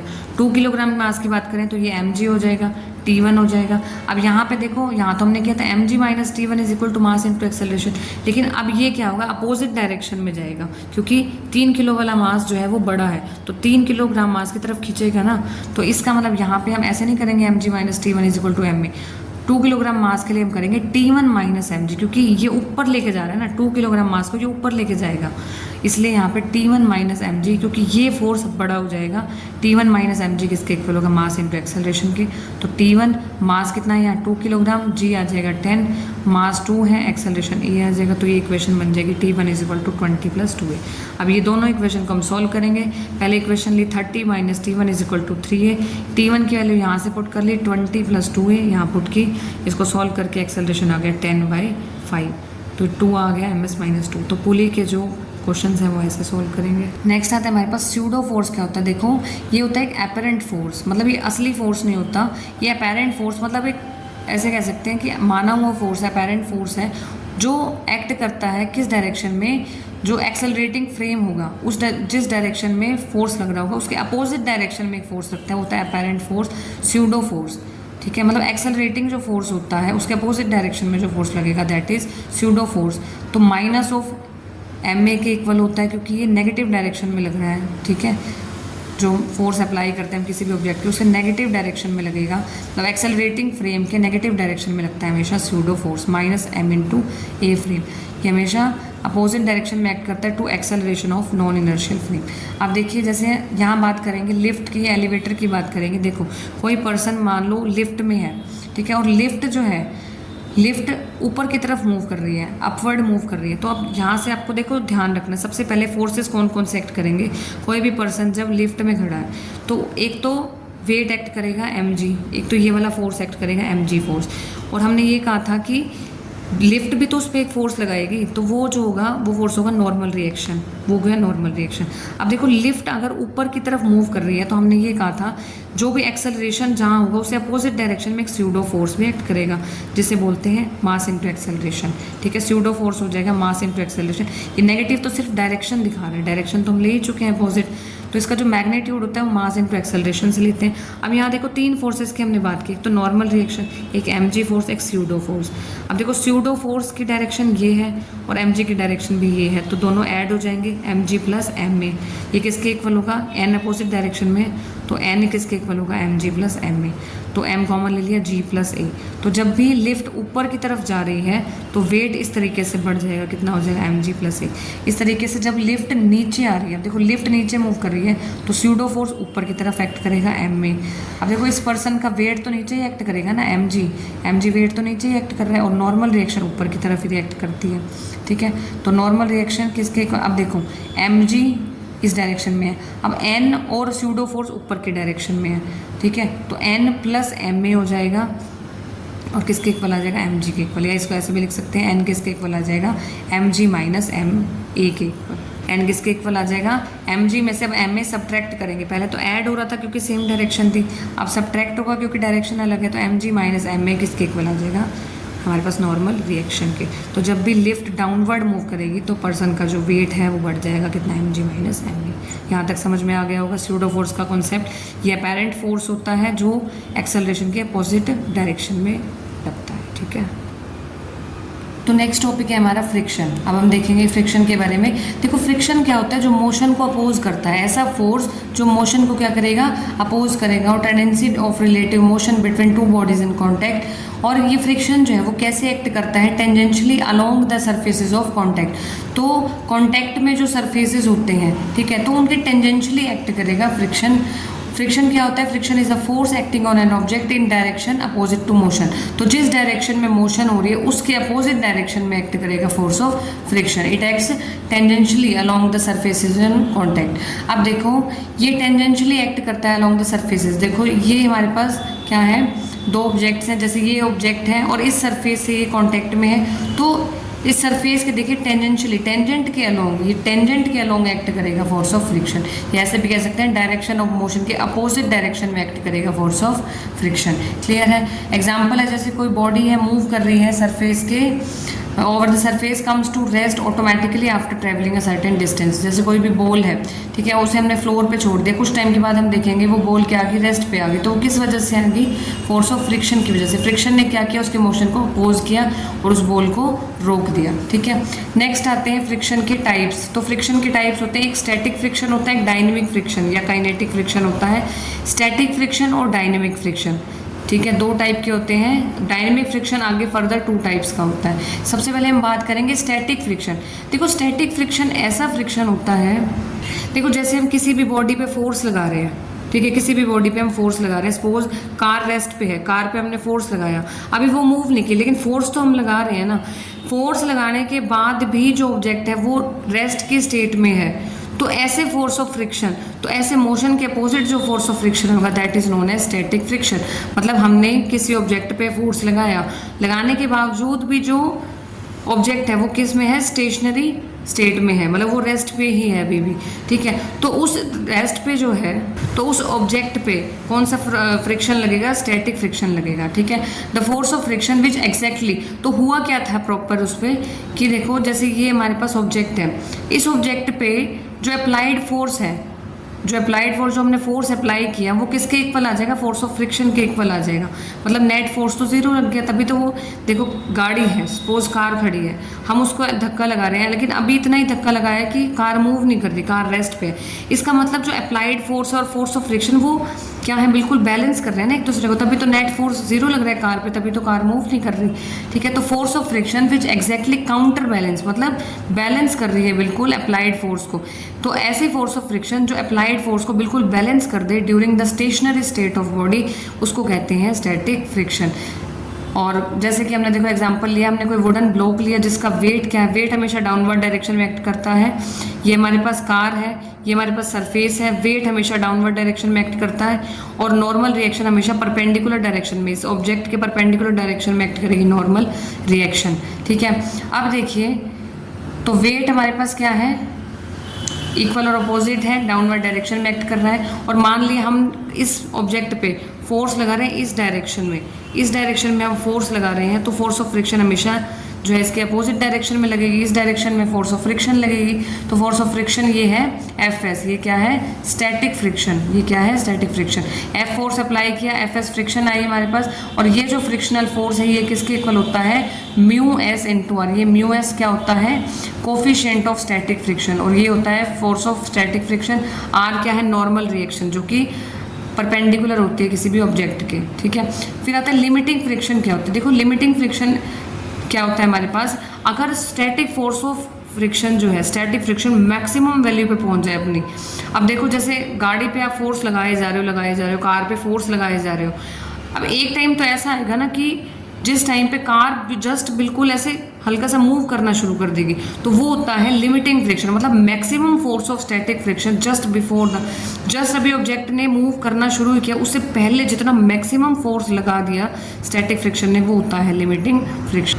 फ्रिक्शन क्या होता है? जो मोशन को अपोज करने का काम करे। तो जस्ट मूव करने से पहले जो मैक्सिमम ऑफ स्टैटिक फ्रिक्शन लग गया वो होता है लिमिटिंग फ्रिक्शन। नेक्स्ट आता है डायनेमिक फ्रिक्शन। दो हमने पढ़े थे ना, एक स्टैटिक फ्रिक्शन होता है उसका टाइप, और एक होता है डायनेमिक फ्रिक्शन। इसको काइनेटिक फ्रिक्शन भी बोलते हैं, काइनेटिक फ्रिक्शन।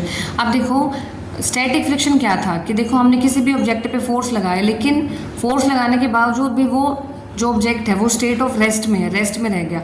डायनेमिक फ्रिक्शन होता है कि जब हमने फोर्स लगाया किसी भी बॉडी पे, अब जो बॉडी है वो मूव करने लग गई दूसरे सरफेस पे। अब एक जो बॉडी है वो मूव करने लगी over the surface of another body, तो इस तरह की फ्रिक्शन को हम बोलते हैं डायनेमिक फ्रिक्शन। तो force of friction which come into play when one body moves over the surface. जब एक बॉडी मूव करना शुरू कर देती है दूसरी बॉडी के सरफेस पे, तब जो फोर्स ऑफ फ्रिक्शन एक्ट करता है that is known as dynamic friction.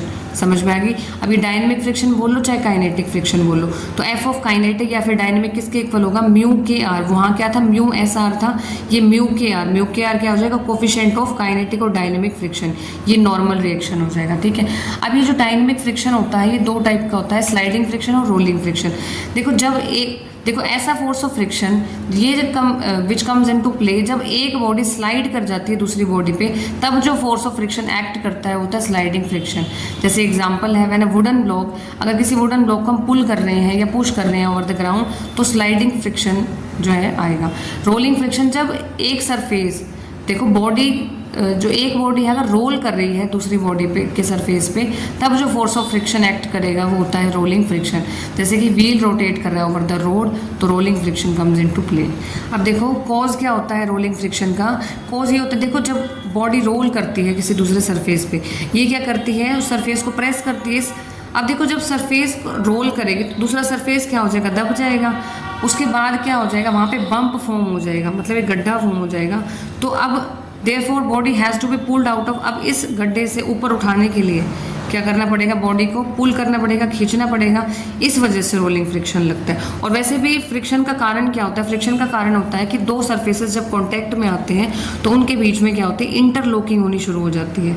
Interlocking का मतलब उनके बीच के जो पार्टिकल्स हैं वो स्ट्रॉन्ग बॉन्ड बनाना शुरू कर देते हैं, ठीक है। तो इस वजह से जो है फ्रिक्शन आता है। और रोलिंग फ्रिक्शन में जब कोई बॉडी रोल करती है उस टाइम पे क्या बम्प यानी कि गड्ढा फॉर्म हो जाता है, उसकी वजह से जो है पुल करने के लिए हमें मैक्सिमम फोर्स लगाना पड़ता है, तो वो होता है हमारा रोलिंग फ्रिक्शन, जो मतलब रोकने का काम कर रहा है। क्योंकि जब कोई बॉडी रोल करेगी तो वो क्या करेगी, प्रेस करेगी तो बम्प फॉर्म कर लेगी, जिसकी वजह से जो है फोर्स ऑफ फ्रिक्शन लगेगा। आई होप ये समझ में आ गया होगा। नेक्स्ट देखिए ग्राफ है फोर्स ऑफ फ्रिक्शन का। देखिए एफ एस डिनोट कर रहा है कि इसको स्टैटिक फ्रिक्शन को, एफ के क्या है, kinetic friction.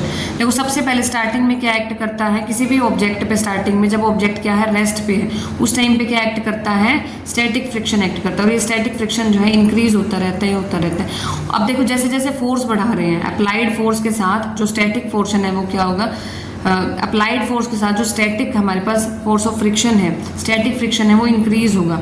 Applied force increase करोगे स्टैटिक फ्रिक्शन इंक्रीज होता होता एक लिमिटिंग फ्रिक्शन आ जाएगा। लिमिटिंग फ्रिक्शन क्या होता है, स्टैटिक फ्रिक्शन की मैक्सिमम वैल्यू, जहाँ पे देखो जब ऑब्जेक्ट रेस्ट पे था तब तक स्टैटिक फ्रिक्शन लग रहा था। अब जब ऑब्जेक्ट जस्ट मूव करना शुरू कर देगा तो उससे पहले जो मैक्सिमम स्टैटिक फ्रिक्शन एक्ट कर रहा है वो इक्वल होता है लिमिटिंग फ्रिक्शन पे, जो होता है मैक्सिमम स्टैटिक फ्रिक्शन के इक्वल। इसके बाद जो ऑब्जेक्ट है ये मोशन में आना शुरू हो जाएगा। अब अप्लाइड फोर्स इंक्रीज कर रहे हैं, अब ऑब्जेक्ट मोशन में आना शुरू हो गया, तो अब ये हो गया फ्रिक्शन कम होता जा रहा है, यानी कि काइनेटिक फ्रिक्शन लग रहा है यहाँ पे। तो ये हो जाएगा, इस तरह से ग्राफ आता है, ये काइनेटिक फ्रिक्शन। अब यहाँ पे क्या हो रहा है कि ऑब्जेक्ट जो है मूव करना शुरू कर रहा है और यहाँ जो है काइनेटिक फ्रिक्शन लग रहा है, और काइनेटिक फ्रिक्शन हमेशा कांस्टेंट रहता है। तो ये काइनेटिक फ्रिक्शन की वैल्यू हो जाएगी, ये लिमिटिक फ्रिक्शन की वैल्यू हो जाएगी। ये ग्राफ है। नेक्स्ट है role of friction in walking. अब देखो चलने में फ्रिक्शन का क्या काम है, देखो जब हम चलते हैं तो हमारा जो फुट है वो पुश करता है ग्राउंड को बैकवर्ड की तरफ, पीछे की तरफ पुश करता है, और जो ग्राउंड है वो भी तो इक्वल और अपोजिट फोर्स लगाएगी न्यूटन्स थर्ड लॉ के अकॉर्डिंग। तो फुट पे फॉरवर्ड डायरेक्शन में फोर्स लगाएगी, वो होता है रिएक्शन फोर्स, ठीक है। तो horizontal component of this force is friction. अब देखो इस फोर्स का जो हॉरिजॉन्टल कंपोनेंट है वो फ्रिक्शन होगा, जो कि आगे चलने में हेल्प करेगा, और जो वर्टिकल कंपोनेंट होगा वो नॉर्मल रिएक्शन होगा ऑफ द ग्राउंड। तो फ्रिक्शन जो है वो प्रिवेंट करता है, अगर फ्रिक्शन नहीं होगा तो हम स्लिप कर जाएंगे, ठीक है। और फ्रिक्शन अलाउ करता है to push the ground to walk. तो कैसे हेल्प करता है, देखो जब हम चल रहे होते हैं तो हमारा जो फुट है वो ग्राउंड को पीछे की तरफ धकेलता है और ग्राउंड है वो हमें आगे की तरफ पुश करती है। इस तरीके से हम चल पाते हैं ड्यू टू फ्रिक्शन। नेक्स्ट है हमारे पास एडवांटेजेस क्या होते हैं फ्रिक्शन की। फ्रिक्शन है, देखो फ्रिक्शन की हेल्प से हम चल सकते हैं, तो ग्रिप प्रोवाइड करता है फीट और ग्राउंड के बीच में। फ्रिक्शन अलाउ करता है व्हीकल टू मूव, ताकि व्हीकल्स मूव कर सकें, और ब्रेक की हेल्प से हम व्हीकल्स को रोक सकते हैं। और फ्रिक्शन के डिसएडवांटेज क्या है, देखो फ्रिक्शन एक तो मोशन को अपोज करता है, जिसकी वजह से एक्स्ट्रा एफर्ट डालने पड़ते हैं किसी भी ऑब्जेक्ट को मूव कराने के लिए। Cause wear and tear of moving parts का जो है वियर एंड टीयर हो जाता है, वो खराब होने शुरू हो जाते हैं। और फ्रिक्शन की वजह से बहुत सारी एनर्जी वेस्ट जाती है as heat during motion. Next आता है एंगल ऑफ फ्रिक्शन। एक एंगल ऑफ फ्रिक्शन करेंगे, एक एंगल ऑफ रिपोज करेंगे।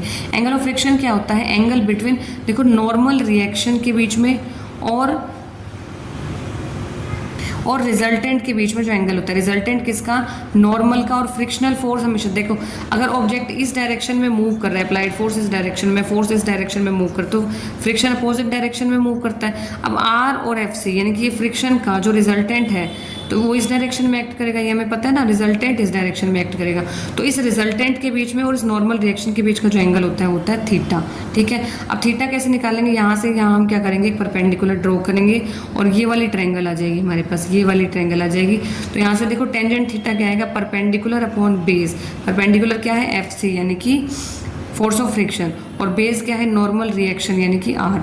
अब एफ सी यानी कि फोर्स ऑफ फ्रिक्शन हमने किया था, अभी कितना होता है, mu into R, mu into R होता है ना, ये क्या होता है, कोफिशिएंट ऑफ फ्रिक्शन, ये नॉर्मल रिएक्शन। आर से आर कैंसिल आउट हो गया, तो म्यू आ गया टेंजेंट थीटा के इक्वल। थीटा क्या है, एंगल ऑफ फ्रिक्शन। तो यहाँ से थीटा निकाल सकते हैं टेंजेंट इनवर्स म्यू, तो यहाँ से थीटा निकाल सकते हैं टेंजेंट इनवर्स म्यू। समझ में आ गई। नेक्स्ट आता है हमारे पास angle of repose. Repose angle क्या होता है, angle of incline at which object just begins to slide.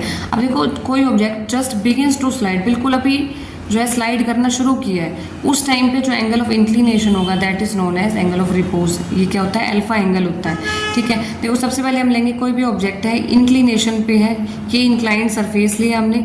अब देखो इंक्लाइंड सरफेस का क्या होगा, देखो नीचे की तरफ एक्ट करता है mg, नीचे की तरफ एक्ट करता है mg। अब ये mg का देखो ये थीटा एंगल हो जाएगा। थीटा के पास वाला जो कंपोनेंट होता है mg cos थीटा होता है, थीटा से दूर वाला कंपोनेंट mg sin थीटा होता है। अब देखो इसके अपोजिट क्या बनेगी, नॉर्मल रिएक्शन बनेगी, ये हो जाएगी ऑब्जेक्ट की नॉर्मल रिएक्शन। तो mg cos थीटा किसके इक्वल है, r के इक्वल। अभी हम थीटा से मान के चल रहे हैं, वैसे एंगल ऑफ रिपोज अल्फा होता है, तो अल्फा की जगह एक बार हम थीटा लेके चल रहे हैं ताकि इजी वे में हमें समझ में आ जाए, फिर थीटा को अल्फा ले लेंगे। तो mg cos थीटा r के इक्वल होगा, और mg sin थीटा, अब देखो यहाँ पे क्या है, अब ये ऑब्जेक्ट इस तरफ मूव कर रहा है, ऐसे मूव कर रहा है ना इंक्लाइन प्लेन पे, तो force of friction opposite direction में लगेगा। तो यहाँ जो है फोर्स ऑफ फ्रिक्शन लगेगा। फोर्स ऑफ फ्रिक्शन किसके इक्वल आ गया, mg sin थीटा के। अब यहाँ से mg sin theta upon mg cos theta करोगे, mu R upon R, mu R upon R आ गया, आर से आर कैंसिल आउट हो जाएगा, तो यहाँ पे आ जाएगा टेंजेंट थीटा जो है म्यू के इक्वल आ जाएगा। और थीटा को हमें अल्फा लेना है ना, क्योंकि एंगल ऑफ रिपोज निकाल रहे हैं, तो यहाँ से टेंजेंट ऑफ अल्फा आ जाएगा हमारा म्यू के इक्वल। तो ये पहले भी यही आया था, बस कंडीशंस अलग अलग है। एंगल ऑफ रिपोज में भी यही आया टेंजेंट अल्फा के इक्वल म्यू, और एंगल ऑफ फ्रिक्शन में भी यही आया था, बस कंडीशंस अलग है, इनके जो फिनोमिना है वो अलग है। समझ में आ गया होगा, tangent alpha is equal to mu.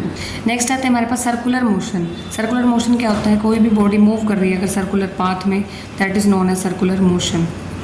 Next आता है हमारे पास सेंट्रीपिटल फोर्स। क्या होता है, देखो जो फोर्स क्या करता है, किसी भी मूविंग बॉडी को डेविएट करके, लीनियर पाथ से डेविएट करके सर्कुलर पाथ में लेके आता है, और that force is known as centripetal force. और ये फोर्स कहाँ डायरेक्ट होता है, किस तरफ एक्ट करता है, ये रेडियली इनवर्ड एक्ट करता है और अलोंग द रेडियस एक्ट करता है। सेंट्रीपिटल फोर्स क्या करता है, रेडियस के अलोंग एक्ट करता है और अंदर की तरफ directed radially inwards is called centripetal force. और किसके इक्वल होता है, ये mv²/r के इक्वल होता है। देखो इस तरीके से क्या होगा, सर्कल के अलोंग जो फोर्स एक्ट करेगा वो, अब देखो लीनियर पाथ से डेविएट कर दिया सेंट्रीपिटल फोर्स ने सर्कल के अलोंग, ठीक है। और ये फोर्स जो है देखो इनवर्ड, रेडियली इनवर्ड्स एक्ट कर रहा है, रेडियस की तरफ, मतलब रेडियस के अलोंग और इनर डायरेक्शन में, सेंटर के अलोंग एक्ट करता है, सेंटर की तरफ आने की कोशिश करता है, that is known as centripetal force. Next हमारे पास कुछ बेसिक क्वांटिटीज़ हैं फॉर डिस्क्राइबिंग सर्कुलर मोशन। ये हम कर चुके हैं पिछले चैप्टर में। एंगुलर डिस्प्लेसमेंट क्या होता है, जस्ट रिवाइज करा रही हूँ, ये आर का अपॉन रेडियस होता है।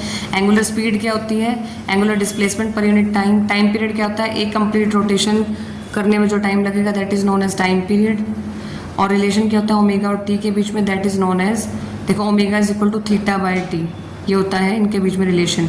ओमेगा मतलब एंगुलर स्पीड और एंगुलर डिस्प्लेसमेंट के बीच में जो रिलेशन होता है वो होता है omega is equal to theta by T, ठीक है। 2π/t भी बोल सकते हैं इसको, क्योंकि थीटा क्या है 2π है, देखो यहाँ से 2π रेडियंस, क्योंकि एक कंप्लीट रोटेशन में जो एंगल बनेगा दैट इज 2π, ठीक है। फ्रीक्वेंसी क्या होती है, number of rotations completed by particle, एक सेकंड में कितनी नंबर ऑफ रोटेशंस हो रही है, वो होता है 1 बाय टाइम पीरियड के इक्वल। इसकी यूनिट होती है सेकंड इनवर्स या हर्ट्ज, ये आप स्क्रीनशॉट ले सकते हैं। नेक्स्ट है हमारे पास angular velocity in terms of frequency, वो होता है omega is equal to 2π/t, 2π into 1/t को लिख सकते हैं टाइम पीरियड, तो ओमेगा इज इक्वल टू 2π/न्यू। ये हम पिछले चैप्टर में कर चुके हैं। एंगुलर एक्सेलरेशन क्या होता है, rate of change of angular velocity, तो अल्फा होती है angular acceleration, D omega by D T के इक्वल होते हैं। ओमेगा हमने पढ़ रखा D theta by D T, तो अल्फा आ जाएगा D square theta by D T square, और इसकी यूनिट आ जाएगी रेडियन पर सेकेंड स्क्वायर। अब देखिए नेक्स्ट टॉपिक है हमारे पास एग्जाम्पल्स ऑफ सर्कुलर मोशन, ये इंपॉर्टेंट है। अब सर्कुलर मोशन के एग्जाम्पल लेके चलेंगे। पहला है हमारे पास car on level circular road. अब कार जो है वो मूव कर रही है लेवल सर्कुलर रोड है, सर्कुलर रोड तो है बट वो लेवल है, मतलब ऐसा नहीं है कि एक साइड तो है, आउटर साइड तो है उठी हुई है और इनर साइड बैठी हुई है, नहीं, लेवल सर्कुलर, सिर्फ जो शेप है वो सर्कुलर है और लेवल रहेगा, मतलब एक हॉरिजॉन्टल बिल्कुल लेवल रोड रहेगा। तो हमने कोई कार ली, देखिए इस तरीके से देखिए इस तरीके से पाथ रहेगा, ये सर्कुलर रोड है, लेवल रोड है बिल्कुल, ठीक है, और कार यहाँ पे मूव कर रही है इस रोड पे, ठीक है। तो इस पे देखिए अब इस कार पे जो है कौन कौन से फोर्सेस लगेंगे वो देखते हैं। तो देखिए कंसीडर कि हमने कोई कार है जिसका मास m है और मूव कर रही है कांस्टेंट स्पीड v से on flat horizontal circular road of radius r। तो हमने देखा ये हमारे पास कार है, ठीक है, और कार जो है सर्कुलर पाथ में मूव कर रही है, तो मोशन जो है इस डायरेक्शन में रहेगा, तो फ्रिक्शन जो है अपोजिट डायरेक्शन में यहाँ रहेगा। ये फ्रिक्शनल फोर्स है एफ एस क्या है, स्टैटिक फ्रिक्शन एक्ट करेगा इस पर, ठीक है। एफ एस हम बोलेंगे फोर्स ऑफ फ्रिक्शन एक्ट कर रहा है। अब देखो इस कार का जो वेट है वो mg होगा, डाउनवर्ड डायरेक्शन में एक्ट करेगा, और नॉर्मल रिएक्शन इस प्लेन के, इस कार के प्लेन के जो परपेंडिकुलर डायरेक्शन है एक्ट करेगी नॉर्मल रिएक्शन। अब देखो फोर्सेस कौन कौन से एक्ट कर रहे हैं कार पे, एक तो वेट एक्ट कर रहा है वर्टिकली डाउनवर्ड डायरेक्शन में, दूसरा नॉर्मल रिएक्शन एक्ट करेगी अपवर्ड डायरेक्शन में, परपेंडिकुलर डायरेक्शन में। मोशन के अपोजिट एक फोर्स ऑफ फ्रिक्शन लगेगी, ठीक है। अब देखो कार को अगर मूव करना है सर्कुलर रोड में, कार को अगर मूव करना है सर्कुलर रोड में, तो यहाँ पे एक सेंट्रीपिटल फोर्स भी तो आएगी, और वो सेंट्रीपिटल फोर्स किसके इक्वल होगी, mv²/r के, ठीक है। अब देखो अब आपको ये चीज़ समझनी है, देखो अपवर्ड और डाउनवर्ड डायरेक्शन में और कोई तो फोर्स है नहीं, तो r is equal to mg हो जाएगा, मतलब r माइनस mg 0 के इक्वल होगा, क्योंकि ये दो ही फोर्सेज हैं, तो r और mg दोनों क्या कर रहे हैं, एक दूसरे को बैलेंस कर रहे हैं, ठीक है, तो r is equal to mg हो जाएगा। अब देखिए अगर कार को सर्कुलर पाथ में मूव कराना है तो इसको सेंट्रीपिटल फोर्स चाहिए होगा। हमने ये पढ़ा था कि देखो सेंट्रीपिटल फोर्स एक ऐसा फोर्स होता है जो लीनियर पाथ पे जाते हुए ऑब्जेक्ट को डेविएट करके सर्कुलर पाथ में ले आता है। तो ये जो सेंट्रीपिटल फोर्स होता है किसके इक्वल होता है, mv²/r के इक्वल होता है। अब देखो कार जो है सर्कुलर पाथ में कब मूव करेगी, जब ये सेंट्रीपिटल फोर्स किसके इक्वल होगा, फ्रिक्शनल फोर्स के। फ्रिक्शन देखो क्या करता है, मोशन को अपोज करने का काम करता है। फ्रिक्शन क्या कर रहा था, अपोज कर रहा था, मोशन को रोक रहा था। लेकिन जब ये फ्रिक्शन इक्वल हो जाएगा किसके, सेंट्रीपिटल फोर्स के, अब मतलब इतना फोर्स लग रहा है कि कार जो है वो जो कार है वो सर्कुलर मोशन में मूव कर सके, ठीक है, तब वो कार जो है मूव करेगी जब सेंट्रीपिटल फोर्स किसके इक्वल होगा, फोर्स ऑफ फ्रिक्शन की। फोर्स ऑफ फ्रिक्शन हमने पढ़ा था म्यू आर होता है, आर अभी हम पढ़ के आर mg के इक्वल था, तो फोर्स ऑफ फ्रिक्शन आ जाएगा म्यू mg के इक्वल। म्यू क्या है, कोफिशिएंट ऑफ फ्रिक्शन, आर क्या है, नॉर्मल रिएक्शन। नॉर्मल रिएक्शन अभी तो हमने किया था mg के इक्वल, देखिए ये देखिए यहाँ हमने किया था ना, r किसके इक्वल आ गया था, mg के इक्वल आ गया था, तो यहाँ हमने r को mg पुट कर दिया, ठीक है। अब मैंने क्या कहा था, कोई भी ऑब्जेक्ट है सर्कुलर मोशन में कब मूव करेगा, जब इसका सेंट्रीपिटल फोर्स किसके इक्वल आ जाएगा, फोर्स ऑफ फ्रिक्शन के इक्वल। फोर्स ऑफ फ्रिक्शन हमने अभी निकाला, म्यू mg के इक्वल है, सेंट्रीपिटल फोर्स mv²/r के इक्वल है, तो यहाँ से mv²/r किसके इक्वल आ गया, म्यू mg के इक्वल। अब यहाँ से देखिए क्या कैंसिल आउट हो रहा है, अब यहाँ पे जो वेलोसिटी है वो किसके इक्वल आ जाएगी, √ऑफ म्यू आर जी, मास से मास कैंसिल आउट हो रहा है, तो जो v वेलोसिटी है वो कितनी आ गई, म्यू आर जी, ठीक है। तो अगर किसी भी ऑब्जेक्ट को सर्कुलर पाथ पे, लेवल्ड सर्कुलर पाथ पे अगर मूव करना है, हॉरिजॉन्टल सर्कुलर पाथ पे अगर मूव करना है, तो उसकी वेलोसिटी कितनी होनी चाहिए, √म्यू आर जी, या इससे कम होनी चाहिए, ठीक है। अगर देखो कार की स्पीड इससे ज़्यादा हो जाती है तो कार जो है अपने सर्कुलर पाथ से, देखो अगर इससे ज़्यादा स्पीड होगी, इससे ज़्यादा स्पीड होगी, अब देखो अगर स्पीड ज़्यादा होगी तो सेंट्रीपिटल फोर्स भी ज़्यादा लग रहा है, तो फोर्स ऑफ फ्रिक्शन देखिए उतना नहीं होगा कि उसको रोक के और सर्कुलर पाथ में चला सके। सर्कुलर पाथ में चलाने के लिए फोर्स ऑफ फ्रिक्शन कम पड़ जाएगा, तो अब कार जो है सर्कुलर पाथ में मूव ना करके स्किड कर जाएगी, मतलब फिसल के जो है आगे की तरफ चली जाएगी। फोर्स ऑफ फ्रिक्शन इतना नहीं लगेगा। अगर ये वेलोसिटी ज़्यादा हो जाती है तो सेंट्रीपिटल फोर्स बहुत ज़्यादा हो जाएगा। अब फोर्स ऑफ फ्रिक्शन इतना नहीं होगा कि इसको रोक सके, वो इक्वल नहीं होगा, मतलब फोर्स ऑफ फ्रिक्शन के, centripetal force is not equal to force of friction, तो इसको रोक नहीं पाएगा, तो कार स्किड कर जाएगी, मतलब आगे की तरफ मूव कर जाएगी, फिसल जाएगी। नेक्स्ट आता है बैंकिंग का टॉपिक, बहुत इंपॉर्टेंट है। बैंकिंग का मतलब, अब हमने देखो पहले क्या था, लेवल्ड सर्कुलर रोड था, इस तरीके से था, लेवल्ड सर्कुलर ये रोड था। अब देखिए रोड को हम बैंक करेंगे, मतलब जो ये आउटर साइड होगी वो उठी हुई होगी, आपने पहाड़ों पे देखा होगा आउटर साइड देखिए उठी हुई होती है इस तरीके से। देखो कई साइकिलिस्ट क्या करते हैं, इस तरीके से उनका जो सर्कुलर रोड होता है वो ऐसे जो है वो बाइक चलाते हैं उस पर, मतलब उनका जो बाहर का जो साइड है वो उठा हुआ होता है किसके, इनर साइड से। देखिए इस तरीके से ये जो बाहर का साइड है देखो ये उठा हुआ है, इनर साइड जो है वो नीचे की तरफ है, ऊपर वाला साइड देखिए उठा हुआ है और जो इनर साइड है वो नीचे की तरफ है। तो उठी हुई साइड जो है देखिए नीचे वाली साइड के साथ थीटा एंगल बनाएगी। ये जो ऊपर वाली साइड है उठी हुई साइड वो नीचे वाली साइड के साथ थीटा एंगल बनाएगी। देखिए जैसे यहाँ पे क्या है, ये देखिए अपर साइड जो है ये उठी हुई साइड और ये नीचे वाली साइड। अब हमने क्या कर दिया, रोड को देखिए इस तरीके से बैंकिंग कर दिया। बैंकिंग का मतलब होता है जो अप साइड है, जो ऊपर वाली साइड है उसको उठा दिया, उसको मतलब जो लेवल से ऊपर लेके आए। जो अपर सरफेस है उसको इस तरीके से उठा दिया और जो लोअर सरफेस है वो इस तरीके से। इनके बीच का जो एंगल बनेगा, अपर सरफेस और लोअर सरफेस के बीच का जो एंगल बनेगा वो क्या होगा, थीटा होगा। इस तरीके से देखिए, इस तरीके से जो अपर साइड है वो ऊपर की तरफ होंगी, ये लोअर साइड है। जो ऊपर वाली साइड है उसको उठा दिया, बिल्कुल बैंक कर दिया। बैंकिंग का मतलब होता है उठा दिया, और ये हो जाएगी लोअर साइड। इनके बीच का जो एंगल बनेगा, वो हो जाएगा थीटा। समझ में आ गया होगा। तो देखिए अगर फोर्स ऑफ फ्रिक्शन, अब हुआ क्या, अगर फोर्स ऑफ फ्रिक्शन इनसफिशिएंट आ रहा है, इतना नहीं आ रहा कि वो सेंट्रीपिटल फोर्स के इक्वल आ सके, तो इस प्रॉब्लम से ओवरकम करने के लिए क्या की गई थी, रोड को बैंकिंग की गई थी। ठीक है, रोड की बैंकिंग की गई थी। इसका मतलब क्या है, बैंकिंग का मतलब जो आउटर एज है उसको रेज किया, उसको उठाया थोड़ा little above the inner as, इसको बोलते हैं बैंकिंग। तो बैंकिंग एंगल हो जाएगा थीटा किसके बीच में, जो अपर सरफेस है और लोअर सरफेस के बीच का एंगल हो जाएगा थीटा। अब देखेंगे derivation, car on banked circular road. अब हमारे पास बैंक्ड सर्कुलर रोड है, मतलब ये देखो आउटर सरफेस है, ये इनर सरफेस है। मैंने दिखाया ना अभी, इनके बीच का एंगल क्या बनता है, थीटा। इनके बीच का एंगल बनता है थीटा, इनके बीच का एंगल हो जाएगा थीटा। अब देखो यहाँ हम फ्रिक्शन को नेग्लेक्ट करके चल रहे हैं सिंप्लिसिटी के लिए, जस्ट सिंप्लिसिटी के लिए, क्योंकि वैसे भी देखो अगर बैंक सर्कुलर रोड होते हैं ना, फ्रिक्शन बहुत इतना कम होता है कि हम उसको नेग्लेक्ट कर सकते हैं। तो फ्रिक्शन जो है हम नेग्लेक्ट करके चलेंगे between tyres of car and road. अब देखो कोई कार लेके चल रहे हैं हम, वो मूव कर रही है बैंक्ड सर्कुलर रोड पे, ठीक है, जिसकी रेडियस क्या है, आर है, स्मॉल आर है रेडियस और कैपिटल आर है नॉर्मल रिएक्शन। अब देखो इस कार पे कौन कौन से फोर्स लगेंगे। अब देखो ये एंगल थीटा जो है ये हो जाएगा आउटर सरफेस और इनर सरफेस के बीच का एंगल हो जाएगा। अब देखो ये आ जाएगा हमारे पास mg एंगल, ये आ जाएगा mg एंगल, ठीक है। अब देखो ये चीज़ हमने पहले की थी कि ये एंगल अगर थीटा है, ठीक है, तो अगर ये ट्रायंगल लेंगे तो ये क्या हो जाएगा 90 माइनस थीटा एंगल, ठीक है, और ये हो जाएगा एंगल थीटा, ये हो जाएगा एंगल थीटा। देखो हमने ये पहले कैसे किया था, ये कार को मैंने एक पॉइंट ऑब्जेक्ट मान लिया। पॉइंट ऑब्जेक्ट से अब देखो वेट डाउनवर्ड डायरेक्शन में एक्ट करती है, तो देखो ये जो होगा ये 90 डिग्री का एंगल है, ये थीटा एंगल है।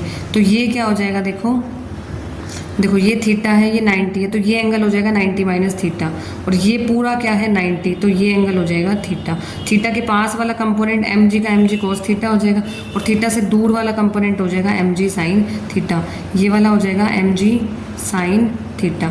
अब देखो ये एंगल अगर थीटा है, इन दो लाइंस के बीच में ये एंगल थीटा है, तो ये एंगल भी क्या हो जाएगा थीटा। अब नॉर्मल रिएक्शन का कंपोनेंट देखेंगे इस थीटा डायरेक्शन में, थीटा के पास वाली डायरेक्शन में आ जाएगा r cos थीटा, और थीटा से दूर वाली डायरेक्शन में आ जाएगा r sin थीटा। अब देखो इस कंपोनेंट को हम यूज़ करेंगे, जो हमें रिक्वायरमेंट होगी हम वो यूज़ कर सकते हैं। अगर हमें r की फॉर्म में चाहिए तो हम आर की फॉर्म में लेंगे r sin थीटा। तो अब यहाँ पे देखो अब ये चीज़ मैंने आपको यहाँ कार के लिए समझा दी, ये सिर्फ एक पॉइंट पे हमें समझना है, ये चीज़ मैंने आपको देखिए यहाँ ऐसे समझा दी, ठीक है। अब तो यहाँ कंपोनेंट आ जाएगा r sin थीटा, ये हो जाएगा r cos थीटा, ये एंगल थीटा है। अब देखिए इस कार पे कौन कौन से फोर्स लग रहे हैं, एक तो वेट एक्ट कर रहा है डाउनवर्ड डायरेक्शन में, एक नॉर्मल रिएक्शन एक्ट कर रही है और वो किसके इक्वल होगी mg cos थीटा के, ठीक है। और जो नॉर्मल रिएक्शन है इसको यहाँ पे रिजॉल्व कर दिया r cos थीटा और r sin थीटा में। अब फ्रिक्शन को तो हम नेग्लेक्ट करके चल रहे हैं। तो अब देखो कार का जो मोशन है, अब देखो कार का मोशन इस डायरेक्शन में है, तो हमारे पास देखो कार का मोशन इस डायरेक्शन में, तो फ्रिक्शन इस डायरेक्शन में आएगी। फ्रिक्शन को हमने वैसे ही क्या कर दिया, नेग्लेक्ट कर दिया। अब हमारे पास देखो इक्वेशन ऑफ मोशन क्या बनेगी, देखो एक तो r cos थीटा किसके इक्वल आ रही है, mg के इक्वल। ये दोनों क्या है, ये अपवर्ड डायरेक्शन में, ये डाउनवर्ड डायरेक्शन में, दोनों एक दूसरे को बैलेंस कर रहे हैं, तो r cos थीटा mg के इक्वल आ गई। और r sin थीटा किसके इक्वल आ गई, सेंट्रीपिटल फोर्स डायरेक्शन में एक्ट करेगा, सेंटर के अलॉन्ग मूव कराएगा इसको, तो सेंट्रीपिटल फोर्स किसके इक्वल है, mv स्क्वायर बाय r के इक्वल है। तो r sin theta mv square by r के इक्वल आ गया, r cos थीटा mg के इक्वल आ गया, ठीक है। तो अब इनको क्या करेंगे, डिवाइड कराएंगे r sin theta upon r cos theta, mv square by r और अपॉन में एम जी आ जाएगा। तो यहाँ से टेंजेंट थीटा आ गया V square by R G. तो वेलोसिटी निकालेंगे तो क्या आ जाएगी, under root of R G tangent theta. अगर किसी भी कार को बैंक्ड सर्कुलर रोड पे मूव कराना है, सर्कुलर पाथ पे अगर मूव कराना है, तो हमारे पास कितनी वेलोसिटी चाहिए बैंक्ड सर्कुलर रोड के लिए, v is equal to under root of R G tangent theta. I hope यहाँ तक आपको क्लियर हो गया होगा।